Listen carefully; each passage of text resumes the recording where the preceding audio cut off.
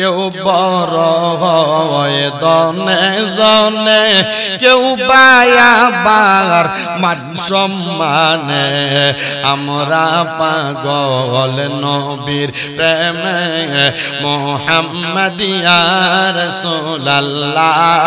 আল্লাহুম্মা সাল্লি মুহাব্বতে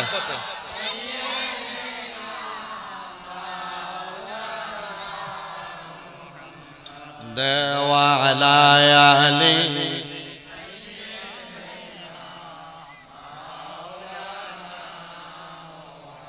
আমি আমার বুড়ির পাড়া এলাকার ভাই বাবাদের কাছে জানতে চাই, আপনারা বলেন আমার নবীর উপর দুরূদ আদায় করলে লাভ আছে না নাই?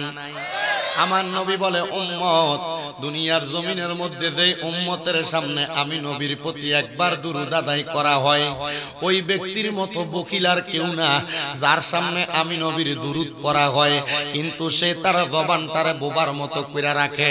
আমি তাকায়া দেখলাম দুরূদ পড়ার সময় কেউ আস্তে পড়েন, কেউ জোরে পড়েন, কেউ কারোর মুখের দিকে তাকায় আছেন।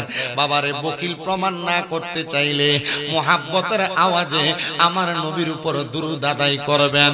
শুধু তাই না, নবী আমার বলে, উম্মতের দলেরা দুনিয়ার জমিনের মধ্যে যেই উম্মত আমি নবীর প্রতি যত বেশি দুরূদ আদায় করবে, জান্নাতের মধ্যে ওই উম্মত আমি নবীর তত কাছাকাছি থাকবে। এবার আপনারা বলেন, আমরা সবাই নবীর কাছাকাছি থাকতে চাই কি চাই না? আব্বা সত্যি করে এখন চান? তাহলে আপনি একটু কষ্ট করে আগে আমার কাছাকাছি, আমার কাছাকাছি হইলে তাহলে আমি কোয়াশটা করে একটু মজা পাবো। দূরে আছেন তো একটু চাপেন, কষ্ট করে একটু আগে সামনের দিকে আসি, চাপলে আমার কাছে ভালো হইব। একটু কষ্ট করে চাপ দিয়ে আসেন সামনের দিকে।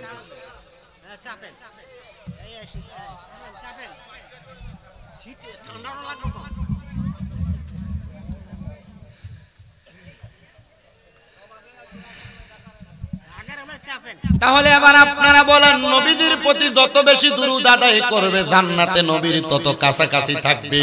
আমরা সবাই নবীর কাছাকাছি থাকতে চাই কি চাই না? যারা যারা কাছাকাছি থাকতে চাই মুহাব্বতে দুরূদ শরীফ পড়েন। আল্লাহুম্মা সাল্লি মাওলানা ওয়ালা আলি সাইয়্যিদিনা।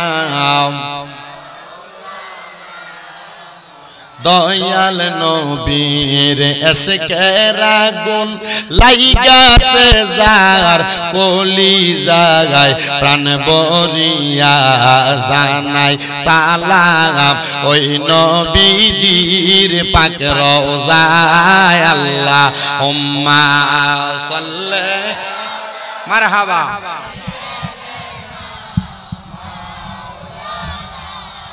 মুহাম্মদ ওয়া আলা আলি সাইয়্যিদিনা। আল্লাহ আল্লাহ লা ইলাহা ও জোরে আল্লাহ আল্লাহ।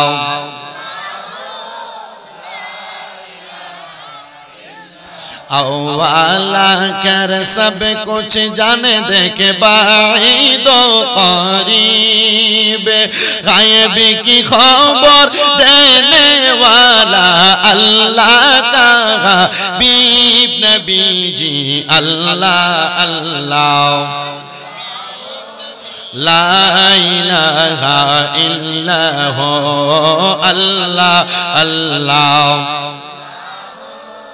ला इलाहा रहमतल लिल आलमीन नबी रहमते भरपूर। सकल सृष्टिर मूले जिनि सृष्टिर आदि मूल नबीजी। अल्लाह अल्लाह ला इलाहा ओ पढ़े अल्लाह अल्लाह ला इलाहा। মা আমেনা স্বপ্ন দেখে গর্বে তাহার নূর, সেই নূরের নাম রাখে রাখিলেন মুহাম্মদ রাসূল নবীজি আল্লাহ আল্লাহ লা ইলাহা ও আল্লাহ আল্লাহ লা ইলাহা মাওলায়া সাল্লি ওয়া সাল্লিম ওয়া বারিক আলাইহি জবান খুলে মোহাব্বতের আওয়াজে জোরে পড়ি আলহামদুলিল্লাহ। মুআজ্জিজ সদরে মুহতারাম, আজকের জান্নাতের বাগানের সম্মানিত প্রধান মেহমান যিনি হরিপুর রায়হানিয়া দরবার শরীফের পীর সাহেব হযরত মাওলানা আশিক ইলাহি ফকির সাহেব, মূল্যবান তাকরীর করেছেন হযরত মাওলানা মুফতি গাজী ফয়জুল ইসলাম হাফিজ সাহেব, তাকরীর করেছেন মুফতি ইয়াকুব আলী চিশতি সাহেব, হযরত মাওলানা তুরাব আলী আল কাদেরী সাহেব, হযরত মাওলানা আবুল বাশার আখন্দ সাহেব সহ মাহফিলের যিনি সম্মানিত প্রধান অতিথি আপনাদের সুবিল ইউনিয়ন বিএনপির সম্মানিত সাধারণ সম্পাদক জনাব ডাক্তার গোলাম মুস্তাফা সাহেব, মাহফিলের বিশেষ অতিথি বুড়িরপাড় সরকারি প্রাথমিক বিদ্যালয়ের প্রধান শিক্ষক জনাব মোহাম্মদ নাসির উদ্দিন সাহেব, দেবিদ্বার উপজেলা যুব দলের সহ সভাপতি জনাব মোহাম্মদ সোহেল নেয়ামত সরকার মেম্বার সাহেব সহ যিনি প্রধান পৃষ্ঠপোষকে আছেন জনাব নাজমুল আলম প্রিন্স সাহেব, সম্মানিত সভাপতি জনাব আব্দুল সত্তার সাহেব সহ সম্মানিত সহ সভাপতি জনাব মোহাম্মদ গোলাম মেহেদী সরকার, হাদি আইয়ুব আলী সাহেব সহ আমন্ত্রিত অজস্র অতিথি এবং মেহমান বৃন্দ, ডাইনে বামে সামনে বসে থাকা আলেম সমাজ, বিশেষ করে দাড়ি পাকা মুরব্বী বাবা, যুবক নওজোয়ান ভাইয়েরা, ছোট ছোট মাসুম বাচ্চা, পর্দার অন্তরালে আছেন আমার অবলা সরলা মা ও বোনেরা, মহান আল্লাহ জাল্লা শানুহু আমাদেরকে আজকের জান্নাতের বাগানে আসার বসার তৌফিক দান করেছেন। সে আল্লাহ তাআলার শুকর গুজার করে মুহাব্বতের আওয়াজে একবার জোরে পড়ি আলহামদুলিল্লাহ। আমার মুসলমান ইমানদারেরা, আমি আর ডাইনে বামে যাব না, ডাইরেক্ট আমি আমার আলোচনার মধ্যে চলে যাচ্ছি। আমি আপনাদের কাছে আল্লাহ তাআলার কোরআনুল কারীমের 30 পারার একটা সূরা, যেই সূরার নাম সূরা বাইয়িনা, ওই সূরার শেষের দুইখানে আয়াতে কারিমা আমি আপনাদের কাছে তেলাওয়াত করেছি। যেহেতু মাহফিলটা কবরবাসী রূহের মাগফিরাত কামনায়, সে তো আমি আজকের মাহফিলের মধ্যে কবরবাসীরা কেমনে সুখে থাকবে আর শান্তিতে থাকবে সে ধারাবাহিক বয়ানটা করার চেষ্টা করব। আল্লাহ কোরআনে বলেন, বিসমিল্লাহির রাহমানির রাহিম, ইন্নাল্লাযীনা আমানু ওয়া আমিলুস সালিহাতি উলাইকা হুম খায়রুল বারিয়া। জবান খুলে উচ্চ কণ্ঠে জোরে জোরে পড়েন আল্লাহু আকবার। আল্লাহ রাব্বুল আলামিন বলেন, নিশ্চয় যাহারা ঈমান এনেছে এবং নেক আমল করেছে, আল্লাহ বলেন উলাইকা হুম খায়রুল বারিয়া, এরাই হইল দুনিয়ার সবচাইতে ভালো মানুষ, এরাই হইল দুনিয়ার সবচাইতে নেককার মানুষ, এরাই হইল দুনিয়ার সবচাইতে বড় ঈমানদার মানুষ। হে আল্লাহ রাব্বুল আলামিন, আপনি বলেন না তার মানে যারা নেক আমল করে এবং ঈমান আনয়ন করে তাদেরকে আপনি বললেন তারাই নাকি সবচাইতে ভালো মানুষ? আল্লাহ তাদের পরিচয় আপনি আমাদের কাছে জানায়া দেন না। আল্লাহ বলে, বান্দা আয়াতে কারিমার শেষের আয়াতের শেষের দিকে আল্লাহ বলে তারা হলো ওই বান্দা রাদিয়াল্লাহু আনহুম ওয়া রাদু আন, যারা আমার আল্লাহর প্রতি রাজি খুশি হয়েছে, আর আমার আল্লাহ যাদের প্রতি রাজি খুশি হয়েছে তারাই হইল সেই ঈমানদার এবং নেককার বান্দা। ও আল্লাহ, কারা সেই বান্দা? আপনি তাদের পরিচয় আমাদেরকে বলেন না। আল্লাহ তাআলা জানায়া দেয়, বান্দা যালিকা লিমান খশিয়া রব্বা, যারা আল্লাহকে সবচাইতে ভয় করেছে দুনিয়াতে, এরাই হইল পাক্কা ঈমানদার, এরাই হইল পাক্কা মুমিন এবং নেক আমল করনেওয়ালা। আমাদের সমাজে আল্লাহকে ভয় করে, মাথায় টুপি লাগায়, শরীরে পাঞ্জাবি লাগায়, মুখে সুন্দর দাড়ি লাগায়া কত সুন্দর মুসলমান দাবি করে, হারামের টাকা খায়, সুদের টাকা খায়, ঘুষের টাকা খায়। আপনারা বলেন নামের ঈমানদার এমন অনেক আছে না নাই? এ মুসলমান শুধু আছে না, এমন খারাপ লোক যারা সুদের টাকা ঘুষের টাকা পরের হক মাইরা মাইরা খায়। সমাজের মানুষ এদেরকে ধরে নিয়ে মসজিদের সভাপতি বানায়, সমাজের মানুষ এদেরকে ধরে নিয়ে মসজিদের সেক্রেটারি বানায়, সমাজের মানুষ এদেরকে এলাকার সর্দার আর মাতাব্বর বানায়। কথা কন্যা ঠিক কিনা? আমরা তাদের দিকে যাচ্ছি যাচ্ছি না। আমরা জানি যারা হারাম খায়, পরের হক মেরে মেরে খায়, যারা সুদের টাকা ঘুষের টাকা খায়, ওই মানুষগুলো হারাম করে এবং বদ মানুষ। কিন্তু আমি আজকে আপনাদের কাছে ওই বদ মানুষের বয়ান করতে চাই না। আমি আপনাদের কাছে যেহেতু কবরবাসীর স্মরণের মাহফিল, কবরে যাওয়ার পর আপনি আমি কেমনে ভালো থাকবো সেই বয়ানটা করার চেষ্টা করব। মুসলমান ইমানদারেরা, নবীর উম্মতের দলেরা, একটু মনোযোগ লাগিয়ে শুনবেন। বিশেষ করে আমার পর্দার আমি চাই না এই কুমিল্লা জেলার দেবিদ্বারের বুড়ির পাড় এলাকার কোন মহিলা জাহান্নামে যাক। আমি চাই না আমার সোনার বাংলাদেশের কোন মানুষ জাহান্নামে যাক। আমি চাই না সমস্ত বিশ্বের কোন মুসলমান জাহান্নামের মধ্যে যাক। ও আল্লাহ, ওই জাহান্নাম থেকে বাঁচার জন্য আপনি বলেন না আমাদেরকে কোন রাস্তা অবলম্বন করা লাগবে?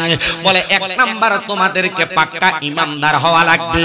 এবার আপনারা বলেন বুড়ির পাড়ের বাবারা, আমরা সবাই পাক্কা ইমানদার হইতে চাই কি চাই না?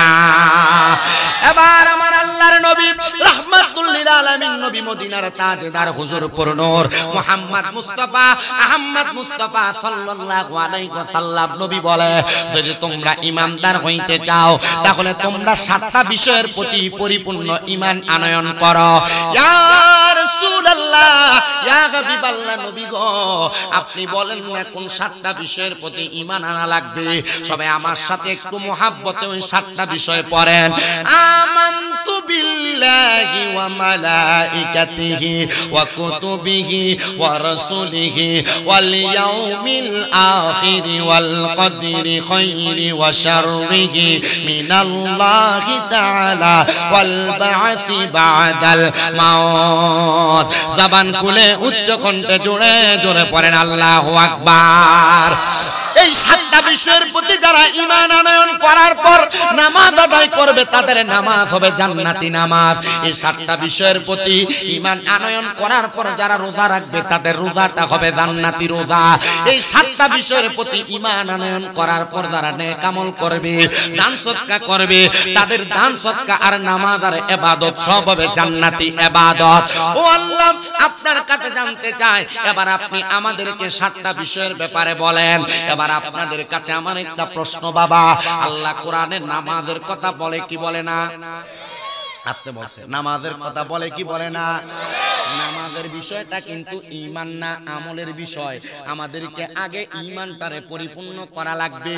ও বন্ধু, আল্লাহ নামাজের কথা বলেছেন আকিমুস সালাত, কিন্তু আল্লাহ তাআলা এই আকিমুস সালাত নামাজটা কয় রাকাত, কয় ওয়াক্ত আল্লাহ কিন্তু কোরআনুল কারীমের মধ্যে বলেন নাই। এই কথাগুলা আবার হাদিসের মধ্যে বলেছেন। কোন নামাজ কয় ওয়াক্ত নামাজ, আবার কোন নামাজ কত রাকাত হাদিসের মাধ্যমে নির্ধারণ করা, আবার কোন নামাজটা কিভাবে আদায় করবেন এটা হাদিসের মাধ্যমে নির্ধারণ করা। তো আমিও আপনাদের কাছে এমন ধারাবাহিকভাবে পুঙ্খানুপুঙ্খানুভাবে বয়ানটা করার চেষ্টা করব। এক নাম্বার হলো আমানতু বিল্লাহ, আল্লাহর প্রতি ঈমান আনা। আল্লাহর প্রতি ঈমান কোনটা? আল্লাহ এক, কুল হুয়াল্লাহু আহাদ, আল্লাহ এক বলে সাক্ষ্য প্রদান করা, আল্লাহ ছাড়া কাউকে সেজদা না দেওয়া, আল্লাহ ছাড়া কারোর কাছে মস্তক অবনত না করা, আল্লাহ ছাড়া কারোর কাছে কোনো কিছু না চাওয়া। দেখবেন মাঝে মাঝে বাতিল ফিরকা আমরা যারা আহলে সুন্নাত ওয়াল জামাতের আকীদাওয়ালা দাবি করি, আমাদেরকে বলে আমরা নাকি মাজারের মধ্যে যে কোনো কিছু চাই। আমি আজ পর্যন্ত কোনো মুসলমানকে দেখি নাই যারা মাজারের কাছে যায় চায়, আর যারা মাজারের কাছে যায় চায়, মাজারওয়ালার কাছে চায়, এরা মুশরিক, এরা মুশরিক, এরা মুশরিক। আমরা বিশ্বাস করি গো, বিশ্বাস করি আমাদেরকে দেনেওয়ালা একজন, তিনি হলো আমার আল্লাহ। আর যদি আমার আল্লাহ কোন মাধ্যমে দেয়, এটা আর কিছু না, এটা হলো ওয়াবতাগু ইলাইহিল ওয়াসিলা। মাজারের মধ্যে যে আল্লাহর নেককার বান্দা আছে, মদিনা শরীফে নবীজির রওজা মুবারকে আছে, নবীজির যত সাহাবায়ে কেরাম আছে, আমরা যখন বলবো আল্লাহ আমি গুনাহগার, আমি বদকার, আমি সিয়াকার, আমি আপনাকে দেখাইবার মতো আমার কাছে কোনো নেক আমল নাই, তবে আপনার হাবিবের ওসিলায়, আপনার সাহাবায়ে, আপনার নবীর সাহাবায়ে কেরামের ওসিলায়, আল্লাহর ওলিদের ওসিলায় আপনি আমাদেরকে একটা সন্তান দান করেন। ও বাবা, আল্লাহর ওলি যারা তাদের ওসিলায় সন্তান কামনা করবেন, তবে আল্লাহর ওলিদের কাছে চাইবেন না। এবার আপনারা বলেন, আমরা সবাই এক আল্লাহর প্রতি বিশ্বাস, এক আল্লাহকে সেজদা, আল্লাহ ছাড়া কাউকে সেজদা করা কি ভালো না খারাপ?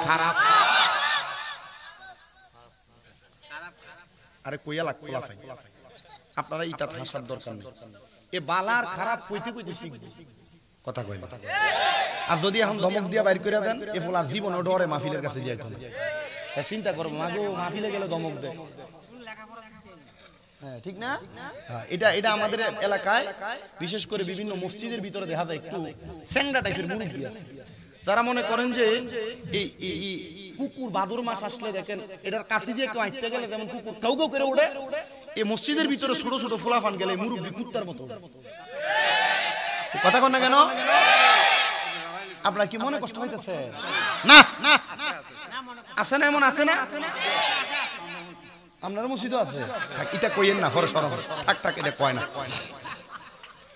এমন সব এলাকার মসজিদে মসজিদে দুই একজন আছে না নাই তো কাজটা কি হয় তো যখন এই ফোলারে ধমক দেয় এই ফোলা পরের বার আর মসজিদে যায় না কেন যায় না ফোলা চিন্তা মাগো বেটা আমার ধমক দিব ঠিক আছে কি না এই জন্য আমি একটা সিস্টেম শিখিয়ে দিই আপনারা ফুলাফান যেন মসজিদে যায় আব্বা আল্লাহর নবী বলেন তোমাদের ভবিষ্যৎ বড় খারাপ নবীজি কাদের বলে যদি দেখো তোমরা নামাজ আদায় করা তোমাদের পেছনে বাচ্চাদের কিচির মিচিরের আওয়াজ না শোনা যায় মনে করবে এই জাতি অতি সত্তর ধ্বংসের দিকে যাবে কারণ কি বাচ্চা মসজিদে যাবে দুষ্টামি করবে খেলাধুলা করবে এই বাচ্চাটাই কিন্তু একদিন এভাবে খেলাধুলা করতে করতে আসতে যাইতে যাইতে মসজিদের 5 ওয়াক্ত নামাজি হবে আমি মদিনা শরীফ যখন গেছি মদিনা শরীফের বাবে জিব্রাইল একটা দরজা আছে এই বাবে জিব্রাইল দরজা জান্নাতুল বাকিয়ার মদিনা শরীফ আল্লাহর রাসূলের রওজা থেকে পিছন বরাবর মাঝ বরাবর এই বাবে জিব্রাইলের বরাবর যে জায়গা এই জায়গার ভিতর আমি দেখছি মদিনা শরীফের ছোট ছোট ছোট ছোট বাচ্চারা পড়তেছে তো আমি দেখলাম তার শিক্ষক তারে পড়াইতেছে সে কতক্ষণ বসে বসে কোরআন পড়তেছে আবার দেখলাম কোরআন শরীফটা সে তার বুকের উপরে এমনি লইয়া শুইয়া পায়ের উপর হাঁটা দিলে নাচাইতেছে মারহাবা কয় না তো আমি বুঝলাম কি শিক্ষক কেন তারা ডাক দেয় না কারণ তার উপর কোনো কিছু ফরজ না তার উপর কোনো কিছু হারামও না সে ব্যক্তি এই ছোট বাচ্চা কোরআন লইয়া খেলতেছে কোরআন লইয়া বুকের ভিতরে লইয়া পাও নাচাইতেছে আবার মুখে মুখে তেলাওয়াত করতেছে তার শিক্ষক তারে এটা কইরা আস্তে আস্তে বুঝাইতেছে এটা করতে করতে সে যখন কোরআনের ইজ্জত কোরআনের সম্মান কোরআনের তাজিম বুঝবে সে তখন আস্তে আস্তে করে এই কোরআন কিভাবে ধারণ করে কিভাবে পড়ে সে বুঝবে এবং পরবর্তীতে কোরআন সুন্দর করে আদবের সাথে পড়বে এই জন্য আমাদেরকে বুঝতে হবে আমরা আমাদের বাচ্চাদেরকে মসজিদে গেলে ধমক দিব না আগের যুগে যেভাবে নানারা নাতিরে হাতে কইরা দাদারা নাতিরে হাতে কইরা বাবা সন্তানদের হাতে কইরা চাচা বাতিদের হাতে কইরা মামা বাগিনারে হাতে কইরা মসজিদে নিত এখন মামাও পড়ে না বাগিনও পড়ে না বাপও পড়ে না ফুতো পড়ে না নানও পড়ে না নাতিও পড়ে না দাদও বেনামাজি নাতিও বেনামাজি মসজিদে মুসল্লিও নাই কথা কন না ঠিক কি না আপনারা মসজিদে মুসল্লি বাড়ানোর একটা সিস্টেম করেন মসজিদের ভিতরে বহু এলাকার ভিতরে মুরব্বির চাইতে পোলাপান বেশি থাকে কিভাবে আমি মৌলভীবাজার এক এলাকার ভিতরে বইলা দিয়ে আসছিলাম এলাকার যুব সমাজ একসাথে হইবা প্রত্যেকদিন এক একজন দায়িত্ব নিবা এক ডিব্বা করে চকলেট মসজিদের হুজুরের কাছে দিয়ে আইবা দিয়া কইবা ও হুজুর এই চকলেটটি আপনার কাছে রাখেন একটা বাচ্চা মসজিদে এলে ডাক দিয়া একটা চকলেট হাতে দিয়ে দিয়েন পোলা নামাজের কারণে মসজিদে আইয়োক আর না আইয়োক চিন্তা করবো হুজুর গেলে একটা চকলেট দেয় চকলেটটা খাইবার লাগিল মসজিদে যাই বাচ্চারা ধমক দিবেন বাচ্চারা ধমক দিবেন তাহলে ধমক দিলে নামাজি কি বাড়বে না কমবে তাহলে আমরা কি নামাজি বাড়াইতে চাই না কমাইতে বাড়াইতে আল্লাহ কবুল করো আমিন কর আরে বাবা মসজিদের ভিতরে বাচ্চা গেলে এই চিন্তাধারা খারাপ হওয়া এগুলা কম বিশেষ করে আমার মা বোন যারা পর্দার আলো শুনতেছে ভিডিও ছেড়ে দেবো এই কথা কইলে মা বোন যারা শুনতেছেন আপনারা কিন্তু আপনাদের বাচ্চাদেরকে বর্তমানে মক্তবে পাঠান কম ফিডের ভিতরে 1.5-2 কেজি ওজনের 3-4 কেজি ওজনের কিন্ডারগার্টেনের ব্যাগটা ঝুলিয়ে দেয় ঝুলাই দিয়ে এটা সকালে ফাটাই দেয় এটার মক্তব নাই ইংলিশ টিচারের বেতন 2000 অঙ্ক টিচারের বেতন 2000 মক্তবের বেতন 50 টাকা লাগে 3 বার যাওয়া লাগে ঘরের দরজা কথা কন না কেন ঠিক না বেঠে এই মহিলারা পর্দার আলের মা বোনেরা আমার মুরব্বি বাবারা আপনাদেরকে বলছি আপনারা যদি আপনাদের কোন সন্তানকে যদি কোরআন না শিখান আর ইংরেজি আর আরবি ইংরেজি আর অঙ্ক বাংলা শিখিয়ে যদি কবরে যান আল্লাহর নবী কয় কোন মা বাপ যদি তার সন্তানকে কোরআন না শিখিয়ে কবরে যায় ওই সন্তান কাল ময়দানে মাশরে ফুলসেরাত পার হইব তার বাপের বুকে ভাড়া দিয়ে নাউজুবিল্লাহ জোরে কইলেন না আচ্ছা যেই ফুটে বাপের গায়ের লগে ফাওড়া লাগলে 3 বার সালাম করে এই ফুট যদি বাপের বুকটা ফাড়া দিয়ে ফুলসেরাত পার হয় বাপটার অবস্থাটা কি হবে এজন্য আপনাদের কাছে আবদার আপনারা আপনাদের সন্তানদেরকে মসজিদে মক্তবে পাঠাইবেন। আমি আমার যে মসজিদে আগে চাকরি করতাম, এখনো করি এক জায়গায়, মাঝে মাঝে মন চাইলে জুমা পড়াই, মন না চাইলে পড়াই না, এমন হুজুর। তা আমি যে মসজিদে আগে চাকরি করতাম, হয়তো আপনারা অনেকে দেখছেন চাকরিটা কেমনে চাই আসছে, সোশ্যাল মিডিয়াতে এটা ভাইরাল। তা আমি ওই সময় চাকরি করা অবস্থা আমার ওই মসজিদের ভিতরে 2-3 জন মুসল্লি ছিল যারা এমন বাচ্চা দেখতো তারা শিখতে যেত। তা আমি একদিন দেখছি আসরের নামাজ পড়ি, এক লোক সে সরকারি চাকরি করে, প্রত্যেক বৃহস্পতিবারে বিকালে চলে আসতে তার বাচ্চাটা নিয়ে আসে, প্রত্যেক ওয়াক্ত মসজিদে আসে। তো ছোট বাচ্চা, এর বাবা নামাজে দাঁড়ায়, এ বাচ্চা মসজিদে দৌড়াদৌড়ি করে, সেজদার সামনে যায়। একদিন কি আমি যেখানে নামাজ পড়াই এখান থেকে ফাগরি টান দিয়ে গেছে, ছোট বাচ্চা মানুষ। আমি এটা দেখা অবাক হইছি না। আমি চিন্তা করছি বাচ্চা মসজিদে আসছে মানে এটা একদিনে মসজিদের মুসল্লি হবে। আমি চিন্তা করে দেখলাম একদিন এই বাচ্চা খুব জোরে ধমক দিছে। কে আনে মসজিদে বাচ্চা? কেডা আনে? খুব ধমক। আমি মুরব্বি ডাক যায়, মুরব্বি আর কখনো বাচ্চাদেরকে আপনি ধমক দিতে দেন আমি না দেখি। মুরব্বি মুখটারে বেজার করছে। প্রত্যেক ওয়াক্ত আমার মিনিমাম 2-3 বার সালাম দিত, কিন্তু যেদিন কইছি যে বাচ্চারা ধমক দিবেন না, এরপর তে বেটা আমারে দেখলে সালাম তো দেয় না, মাথাটা নিচে করে আনে। কথা কয় না কা, কথা কয় না কা।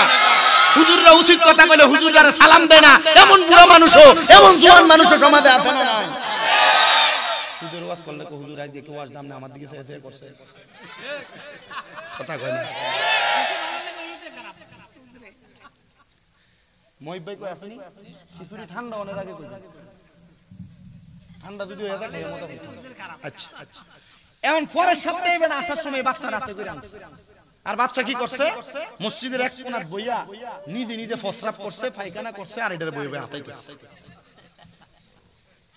এক লোকে দেখে কয় এই কেন আনছে, আর হে মুরব্বি দূরে থেকে কয় এবার ঠিক আছে। কি কয়? হ্যাঁ এবার ঠিক আছে। যেমন কইছে আবার ঠিক আছে, আমি চিন্তা করলাম মুরব্বি তো এই কথা কইয়া মানে আমার অপমান করছে। আমি নিজে গেছি, বেলসা লইছি না, নিজের হাতে কুশ করে কইরা মগের ভিতরে বাতার প্রস্রাব আর পায়খানা গুলো লইছি। আমি বুঝাইছি যে না মুরব্বি আপনি যে কইছেন এবার ঠিক আছে, এই ঠিক আছে এটারে আমি এখনই বরদাস্ত করে দিলাম, বাদ দিয়ে দিলাম, আর বুঝাইলাম আমি ইমাম হইয়া ছোট বাচ্চার প্রস্রাব আর পায়খানা পরিষ্কার করে বুঝাই দিলাম। বাচ্চা প্রস্রাব করবে, পায়খানা করবে, খেলাধুলা করবে, মসজিদে আসবে, একদিন এই বাচ্চা এই মসজিদের পাঞ্জাগানা মুসল্লি হবে। জোরে সরে বলি আলহামদুলিল্লাহ। বাচ্চাদেরকে ধমক দেওয়া যাবে, দেখলে আঙ্গুলে ধরে ধরে লইয়া যাবে। কথা কই না, রাজি আছেন ইনশাআল্লাহ? ধমক দেয়, এই ধমক যেন না দেয় ওয়াজ দিয়ে দূর করছি আলহামদুলিল্লাহ। কোন মা বোনেরা মক্তবে আগে পাঠানোর দরকার আছে না নাই? মোহাব্বতে কোন দরকার আছে না নাই? আমার ভাইয়েরা, বাবারা, বন্ধুরা, তাহলে আমি যেই কথা আলোচনা করতেছিলাম ওই কথা হলো আল্লাহ ছাড়া কাউরে সিজদা দেওয়া যাবে, আল্লাহ ছাড়া কারোর কাছে চাওয়া যাবে, এটা হলো আল্লাহর প্রতি ঈমান। এবার আসেন ওয়ামালাইকাতিহি, ফেরেশতার প্রতি ঈমান। আপনারা বলেন আমাদের দুই কাঁধে দুইজন সম্মানিত ফেরেশতা আছে না নাই? ডান কাদের ফেরেশতা আমাদের ভালো নেক আমল, বাম কাদের ফেরেশতা আমাদের বদ আমলের কথা লেখে কি লেখে না।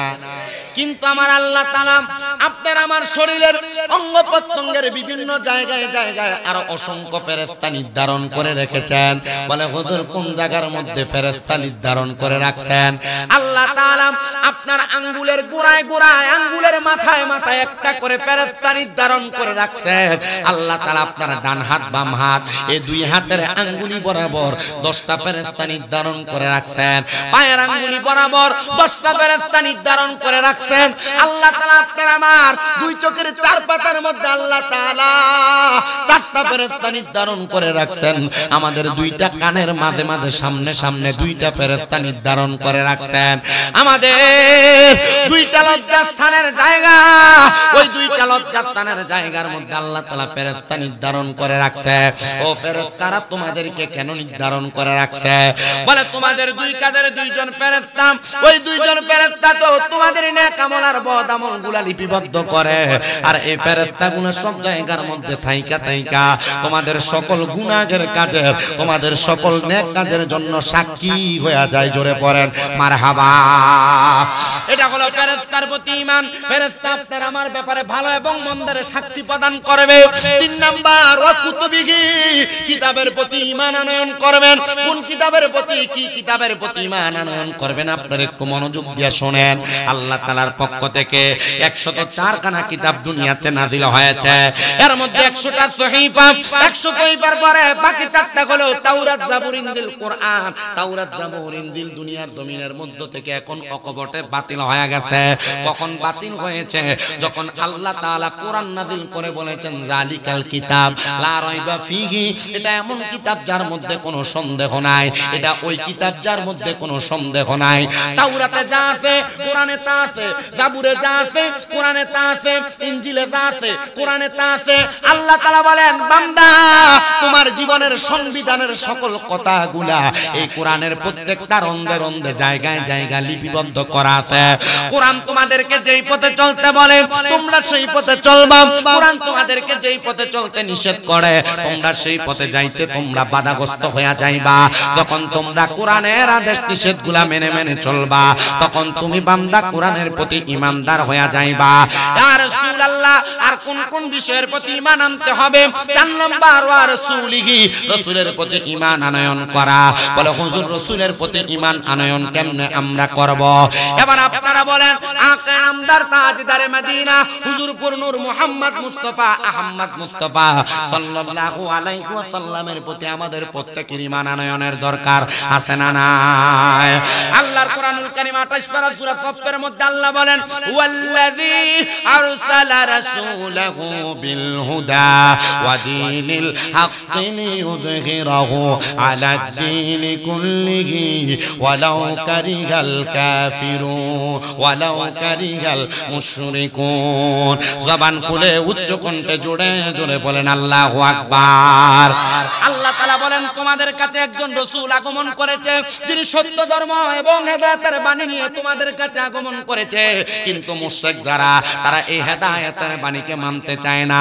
এই মুসলমান ইমানদার ওই রাসূল আমাদের কাছে হেদায়েতের বাণী হেদায়েতের নূর নিয়ে আগমন করেছে, এটা আমরা যেমন মানি ইহুদিরাও কিন্তু তেমন মানতো। কিন্তু এই রাসূল কিভাবে আগমন করেছে ওই রাসূলের আগমনের কথাগুলো মানতে বড় কষ্ট হয়। আমাদের সমাজের অনেক আলেম ওলামার, আমাদের সমাজের অনেক সাধারণ পাবলিকের, আমি বলবো তারা যেমন কথা আপনাকে বলুক না বলুক, আপনি একটা কথার প্রতি ঈমান রাখবেন। আপনি আমি ইন্তেকাল করার পর কবরের মধ্যে প্রশ্ন করা হবে মান রাব্বুকা ওয়া মান দীনুকা, আপনি বলবেন রব্বি আল্লাহ দীনি আল ইসলাম, কিন্তু আপনারে আমারে কবরের মধ্যে প্রশ্ন করবে ওয়া মান হাযার রাসূল, এই ব্যক্তিকে তুমি চিনো কিনা? এই ব্যক্তিকে আপনার আমার রাসূল আপনার আমার সামনে দাঁড়িয়ে থাকবে, কিন্তু আপনাকে মৌলভী সাহেব কত সুন্দর বোঝাইতেছে এই রাসূল মাটির রাসূল, এই রাসূলকে তুমি মানো কেন? যেই রাসূল মাটির নবী, এই নবী আমাদের নবী, যেই নবী নূরের নবী, সেই নবীকে তালাক দিলাম এমন কথা বলে আলেম উলামা। এরা আলেম দাবি করে না। আল্লাহ কোরআনুল কারীমের মধ্যে বলতেছেন কদ জাআকুম মিনাল্লাহি নূরু ওয়া কিতাবুম মুবিন। বেশি উপরের ক্লাসের কিতাব পড়া লাগবে না। তাফসীরে জালালাইন শরীফ এটা আমরা যারা আলিয়া মাদ্রাসায় পড়ালেখা করেছি আমাদেরকে পড়ায়, কওমি মাদ্রাসার মধ্যে তাফসীরে জালালাইন শরীফ পড়ায়। শুধু তাই নয়, যারা যারা অন্যান্য আকীদার লোক তারাও তাফসীরে জালালাইন তেলাওয়াত করে। বাবারে তাফসীরে জালালাইন শরীফের মধ্যে আয়াতের ব্যাখ্যা করতেছে। এই মাত্র তোমাদের নিকট আসিয়াছে আল্লাহর পক্ষ থেকে একটা কিতাব, এবং স্পষ্ট একটা কিতাব এবং আল্লাহর নূর, ইয়ানে নূরুম বামানা মুহাম্মাদুর রাসূলুল্লাহ সাল্লাল্লাহু আলাইহি ওয়াসাল্লাম নবী। আল্লাহ তাআলা ওই নবীকে নূরের নবী বলে বোঝাইলেন। মুসলমান ইমানদার আপনারা বলতে পারে আল্লাহ না সূরা ইয়াসিনের মধ্যে বলেছেন ওই নবী আমাদের মতো সাধারণ মানুষ, ওই নবী আমাদের মধ্য থেকে একজন মানুষ হিসেবে প্রেরণ হয়েছে। না না না, এই আয়াতে কারিমা কোন ইমানদারের জন্য নাযিল হয় নাই। এই আয়াতে কারিমা আবু জাহেল এবং মালিক ইবনে মালিক ইবনে সিনান নামক একজন আল্লাহর বান্দার ব্যাপারে নাযিল হয়েছে। আল্লাহ রাসূল যখন মানুষকে ইসলামের দাওয়াত দেয়, আল্লাহ রাসূল যখন মানুষকে মানুষের সামনে দাঁড়ায়া আঙ্গুলের ইশারা দিয়ে আকাশের চন্দ্ররে দ্বিখণ্ডিত করে দেয়, এবার ওই এলাকার মধ্যে তাকে অবস্থায় আবু জাহেল সহ অন্যান্য বাতিলেরা ইহুদিরা তারা বলতেছে মুহাম্মদের সামনে যাও না, মুহাম্মদ জাদু করে। তখন আল্লাহ বলে দিয়েছেন ইয়া রাসূলুল্লাহ আপনি তাদেরকে বলে দেন যে আপনি তাদের মতো একজন সাধারণ মানুষ। কারণ নবী আপনি যদি আপনাকে রাসূল বলেন, তারা আপনাকে জাদুকর বলে আপনার কাছে আসবে না। এবার আপনারা বলেন যে আয়াত ইহুদি এবং মুনাফিকদের ব্যাপারে নাযিল হয়েছে, এই আয়াত কি আমাদের জন্য নাযিল হয়েছে নাকি? না না না, আমরা ঈমানদার, আমাদের জন্য আল্লাহর হাবিবকে আল্লাহ তাআলা নূর নবী সাল্লাল্লাহু আলাইহি সাল্লাম নূর বানায়া পাঠাইছেন। এবার আপনারা বলেন আমরা সবাই ওই নূরের নবী মানার দরকার আছে না নাই? আপনারা অনেক মহিলারা তার স্বামীর সামনে কাবজাব করে ওনাফানা করে, মানুষের মুখানের সাথে বেন করে। মহিলা বলে তোমার ছোট ভাই তে মাসে 50,000 টাকা ইনকাম করে, আর তুমি মাসে 15,000 টাকা ইনকাম করো, দিন 500 টাকা কইরা, কেমন বেড়া হইলা, এই কামাই কেন করো? এ আমার মুরব্বী সমাজ, যুব সমাজ, পর্দার অন্তরালের মা বোনেরা, তোমার স্বামী যদি 15,000 টাকা না 15 টাকা ইনকাম করে, তোমার স্বামী যদি 10 টাকা ইনকাম করে, তুমি এটার উপরে শুকরিয়া আদায় করবা, তোমার তকদিরের ভালো এবং মন্দ মাইনা নিবা। কারণ কি তুমি যদি তকদিরের ভালো এবং মন্দটা মাইনা নাও, দেখবা আমার আল্লাহ তাআলা 50,000 টাকা কামাই করি না বেটা দিয়ে শান্তি পায়, তোমার 50 আর 500 টাকা 5,000 টাকার মধ্যে শান্তি দান করবে। এবার আপনারা বলেন আমরা সবাই শুকরিয়া আদায় করার দরকার আছে না নাই? কিন্তু আমাদের মাঝে মুনাফিকের খাসিয়ত চলে আসছে। মুনাফিক আল্লাহ আমাদেরকে দিবেন, কিন্তু আমরা আল্লাহ তাআলার দরবারে শুকরিয়া আদায় করি না। এবার আপনারা বলেন শুকরিয়া আদায় করার দরকার আছে না নাই? মনে রাখতে হবে মুনাফিকের 3 খাসিয়ত। তারা যখন কথা বলে মিথ্যা কথা বলে, তারা যখন ওয়াদা করে ওয়াদা খেলাফ করে। মুনাফিকের আরেকটা আলামতের মধ্যে যেটা প্রকাশ্য আলামত, ওই আলামত যদি আপনাদের কাছে বলি তাহলে আর জমিনের মধ্যে দেখবেন আপনিও ধরা আমিও ধরা।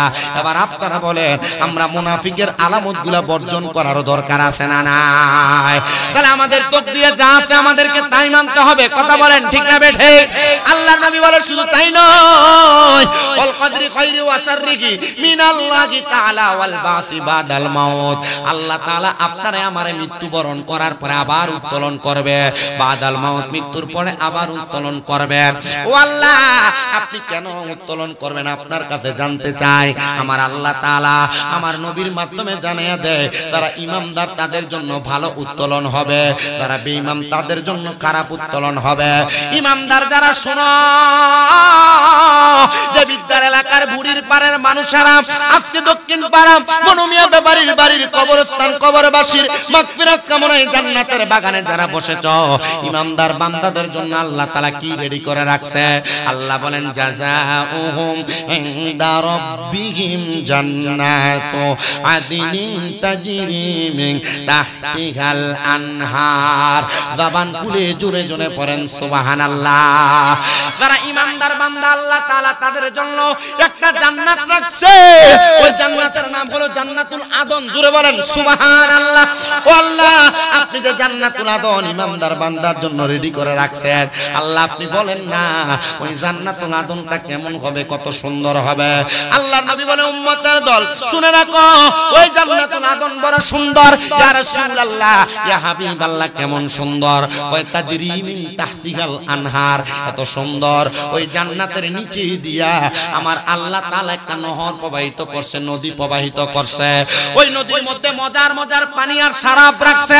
এ মুসলমান ওই নদীর মধ্যে একরকম না, আল্লাহ তাআলা 4 প্রকারের পানি রেখে দিয়েছে। এর মধ্যে একটা পানির নাম হলো শারাবান তাহুরা, পবিত্র পানি। যারা কোনোদিন পরের হক মেরে মেরে খায় নাই, যারা কোনোদিন মানুষের হক ঈমান আনছে, তাদেরকে আমার আল্লাহ তাআলা জান্নাতের ওই শারাবান তাহুরা পান করাবে। বলেন সুবহানাল্লাহ। আর একটা পানির নাম হলো ইন্না আতাইনাকাল কাউসার, ওই কাউসারের পানি আমার আল্লাহ তাআলা তাদেরকে পান করাবে। যারা আল্লাহ এবং তার রাসূলের প্রতি ঈমান আনয়ন করেছে, তাদেরকে আমার আল্লাহ তাআলা ওই জান্নাতের কাউসারের পানি পান করাবে। আরেকটা পানির নাম হলো জান্নাতের লাবান, মানে দুধ। ইয়া রাসূলুল্লাহ কারা পান করবে? যারা মানুষের যারা দুনিয়ার জমিনের মধ্যে সুদ খায়, ঘুষ খায়, পরের হক মাইরা খায়, আল্লাহ তাআলা ওই জান্নাতের দুধ তাদের তাদেরকে পান করাবেন না। যারা কোনোদিন হারাম খায় নাই, পরের হক মাইরা খায় নাই, সুদের টাকা খায় নাই, ঘুষের টাকা খায় নাই, তাদেরকে ওই জান্নাতের দুধ পান করানো হবে। আরেকটা পানির নাম হলো জান্নাতের মধু। এ বাবা, আপনারা যারা মিথ্যা কথা বলেন, আপনারা যারা গালিগালাজ করেন, আপনারা সাবধান, সতর্কতা লাগবে। এই জান্নাতের মধু যদি পান করতে চান, কখনো মিথ্যা কথা বলা লাগবে না, বলা যাবে না। জান্নাতের মধু যদি পান করতে যান, কখনো মুখ দিয়া গালিগালাজ করা যাবে না। কিন্তু আমাদের বন্ধু বান্ধব চলার পথে অনেককেই দেখা যায় যারা কথায় কথায় মিথ্যা কথা বলে, গালিগালাজ করে।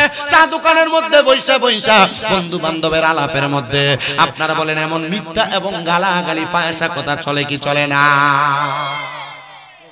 ত্যাগ করার দরকার, কথা কন না, ত্যাগ করার দরকার আছে। আল্লাহর নবী রাহমাতুল লিল আলামিন নবী আমার বলেন, ওই জান্নাতের মধ্যে তোমাদেরকে রাখা হবে। যদি তোমরা ওই জান্নাতের মধ্যে থাকতে চাও, তাহলে তোমরা এমন এমন কাজগুলা করো। ইয়া রাসূলুল্লাহ, ওই জান্নাতে কতদিন থাকবো আপনি নবী বলেন না? নবী আমার আল্লাহ তাআলার কোরআনুল কারীমের মধ্যে ঘোষণা করে তেলাওয়াত করে শোনায়া দেয়, খালিদিনা ফিহা আবাদা। ওই জান্নাতের মধ্যে তোমরা চিরস্থায়ী বাসিন্দা হয়ে থাকবা। ও আল্লাহ, তারা কি চাইলে জান্নাত থেকে বের হবে নাকি?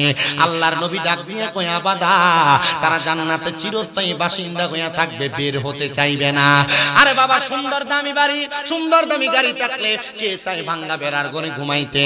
আল্লাহ তাআলা যেই জান্নাত আপনারে আমারে দিবে, আমরা সবাই ওই জান্নাতের মধ্যে থাকব। কিন্তু আমরা সম্পদের মায়ায় পইরা, টাকার মায়ায় পইরা, বাড়ির মায়ায় পইরা, গাড়ির মায়ায় পইরা, নারীর মায়ায় পইরা, সন্তান সন্ততির মায়ায় পইরা আমরা কিন্তু দুনিয়া এবং আখিরাতের কথা ভুলে যাচ্ছি। আমরা কিন্তু জান্নাতের মায়া ভুলে যাচ্ছি। এজন্য আশিক বলে, আরে সংসার সংসার কইরা ববে গো, করিলি না বন্দিগি। আরে কিভাবে কাটাইবা মনরে কবরের জিন্দে গিরে। আরে ওরে জীবন গুনাই গুনাই গেলো রে। গুনাই জীবন আছে না? সংসারের মায়া মানুষ নামাজ রোজা হজ যাকাত দান সদকা সারে কি সারে না? একটু মোহাব্বতে পড়েন, আরে সংসার সংসার কইরা ববে গো, করলি না বন্দিগি। আরে কিভাবে কাটাইবা মনরে কবরের জিন্দে গিরে। আইরে ওরে জীবন গুনাই গুনাই গেলো রে। আইরে বাড়ির পাশে পুকুর পারে গো, বাঁধবি সুখের ঘর। আরে বাইও নাই তোর বা আমদব নাই রে, কে লইবে খবর রে। হাইরে ওরে জীবন গুনাই গুনাই গেলো রে। বলেন ওরে জীবন গুনাই গেলো রে। হাইরে পড়বি পড়বি বলের যুবক, নামাজটা পড়লি না, কবরে যাওয়া আরো পড়ে রে, উপায় তো পাবি না রে। হাইরে ওরে জীবন গুনাই গুনাই গেলো রে। হাইরে ওরে জীবন গুনাই গুনাই গেলো রে। বলেন সংসার সংসার কইরা ববে গো, করলি না বন্দিগি। কিভাবে কাটাইবি মনরে কবরের জিন্দে গিরে। হায়রে ওরে জীবন গুনাই গুনাই গেলো রে। হায়রে ওরে জীবন গুনাই। এ দুনিয়ার মুসলমান, এ নবীর উম্মতের দল, এ নবীর আশিক, এ মুরব্বি বাবা, যুবক ভাই, এ ছোট ছোট মাসুম বাচ্চা, পর্দার অন্তরালের আমার মা, দুনিয়ার মায়ার মধ্যে পইরা যারা আল্লাহরে ভুইলা যায়, যারা নবীর দুরূদ ভুইলা যায়, ইবাদতের কথা ভুইলা যায়, তাদের অবস্থাটা কেমন হবে আমি আপনাদেরকে ছোট্ট একটা কথা শোনাইলে আপনারা বুঝতে পারবেন। আল্লাহ তাআলার একজন খাস বান্দা, যার কাজ ছিল আল্লাহ তাআলার ইবাদতে মশগুল থাকা, কিন্তু ভাগ্যের নির্মম পরিহাসে নামাজ পড়ে, রোজা রাখে, হজ করে, যাকাত দেয়। তার চাকরি হইছে একটা বাদশার রানীর ঘরের মধ্যে। যেই রানীর ঘরের মধ্যে রানীর বিছানা পরিষ্কার করার দায়িত্ব ছিল তার। রানীর টাকা পয়সা সম্পদের কোনো অভাব নাই, কিন্তু রানী তার বিছানাকে পরিষ্কার কইরা সুন্দর কইরা ওই বিছানার মধ্যে গোলাপ ফুল ছিটিয়ে দেওয়ার জন্য, পরিষ্কার একটা বিছানা পাওয়ার জন্য ওই রানী তার বাড়ির মধ্যে একটা কাদের মানুষ রাখছে।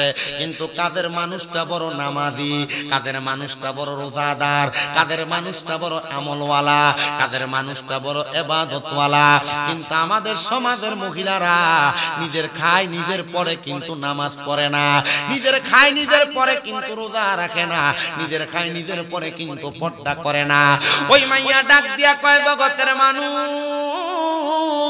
আমি যখন ওই রানীর বিছানা পরিষ্কার করি, আমি সব সময় তার বিছানাটা পরিষ্কার করি। আমি ওই রানীকে একদিন প্রশ্ন করলাম, আপনি এত সুন্দর বিছানাতে কেন ঘুমান? রানী ডাক দিয়া কই, হে আমার কাজের মহিলা, তুমি তো জানো মানুষ কেন সম্পদ কামাই করে। মনে রাখবেন, মানুষ সম্পদ কামাই করে তিন কাজে। কয় কাজে? মানুষ সম্পদ কামাই করে খাওয়ার জন্য, ভালো চিকিৎসার জন্য, ভালো ঘুমের জন্য। এই তিন কাজে কিন্তু মানুষ সম্পদ কামাই করে। কিন্তু ছায়া দেখেন, সম্পদ কামাই করতে গেলে ঘুম হয় না, সম্পদ কামাই করতে গেলে ভালো চিকিৎসা পাবে দূরের কথা, ভালো কঠিন রোগ হয়ে বইসা থাকে। এই জন্য সম্পদের পেছনে না দৌড়ায়া যদি আপনি ওই মনিবকে খুশি করার পেছনে দৌড়ান, দেখবেন সম্পদ আপনার পায়ের কাছে আসবে। মারহাবা কোন মারহাবা। ও বাবা, এই জন্য আপনারা বলেন, আমরা যদি আল্লাহ নবীর পথ মতে চলি, আমরা কি সম্পদের পেছনে দৌড়ানো লাগবো না সম্পদ আমরার পেছনে দৌড়াইব? কথা কয় না কেন? আমি যখন মাদ্রাসায় পড়তাম, আমার দাদি মারা গেছে। আমার দাদিরে আমার সামনে তখন ক্লাস 2 তে পড়ি, এক লোকে বলছে, মাদ্রাসায় পড়ে মানুষের বাড়ির খয়রাতের 20 টিয়া 30 টিয়া 50 টিয়া 100 টিয়া হাদিয়া পাইবো, ইটা দিয়ে কি আর সংসার চলবো? আর এ জানে না এখন এবিডি নাতি প্রতি রাইতেই 30 40 50 হাজার টাকা কামাই। মারহাবা কয় না? মহিবুল ভাই এলেছে হাফিজ বের কারণে কম দিয়ে। মারহাবা কোন না? আর জোরে কোন মারহাবা। বাবারে, দুনিয়ার মায়া না কইরা যদি তুমি আল্লাহ রাসূলের প্রেমে জীবন কাটাও, আমার এক ওস্তাদ কইছে, জীবনে যদি সফলতা অর্জন করতে চাও দুইটা জিনিস করবা। এক নাম্বার বেশি করে তাহাজ্জুদ করবা, দুই নাম্বার বেশি করে নবীদের উপর দুরূদ পড়বা। দেখবা তুমি সম্পদের পেছনে দৌড়ানো লাগবে না, সম্পদ তোমার পেছনে দৌড়াবে। মারহাবা কোন? এই আজকে যিনি সভাপতি, আপনি সভাপতি না? না ওইয়া প্রধান মেহমান হচ্ছে আশিক এলা হিসাব আছে, আমার পরে মুনাজাত দিব। আচ্ছা, আমি আপনারা যাওয়ার সময় একটু দোয়া করে যাবো, এরপরে হুজুর মুনাজাত করবে। অসুবিধা হবে আপনারা? আপনার সমস্যা হবে না তো?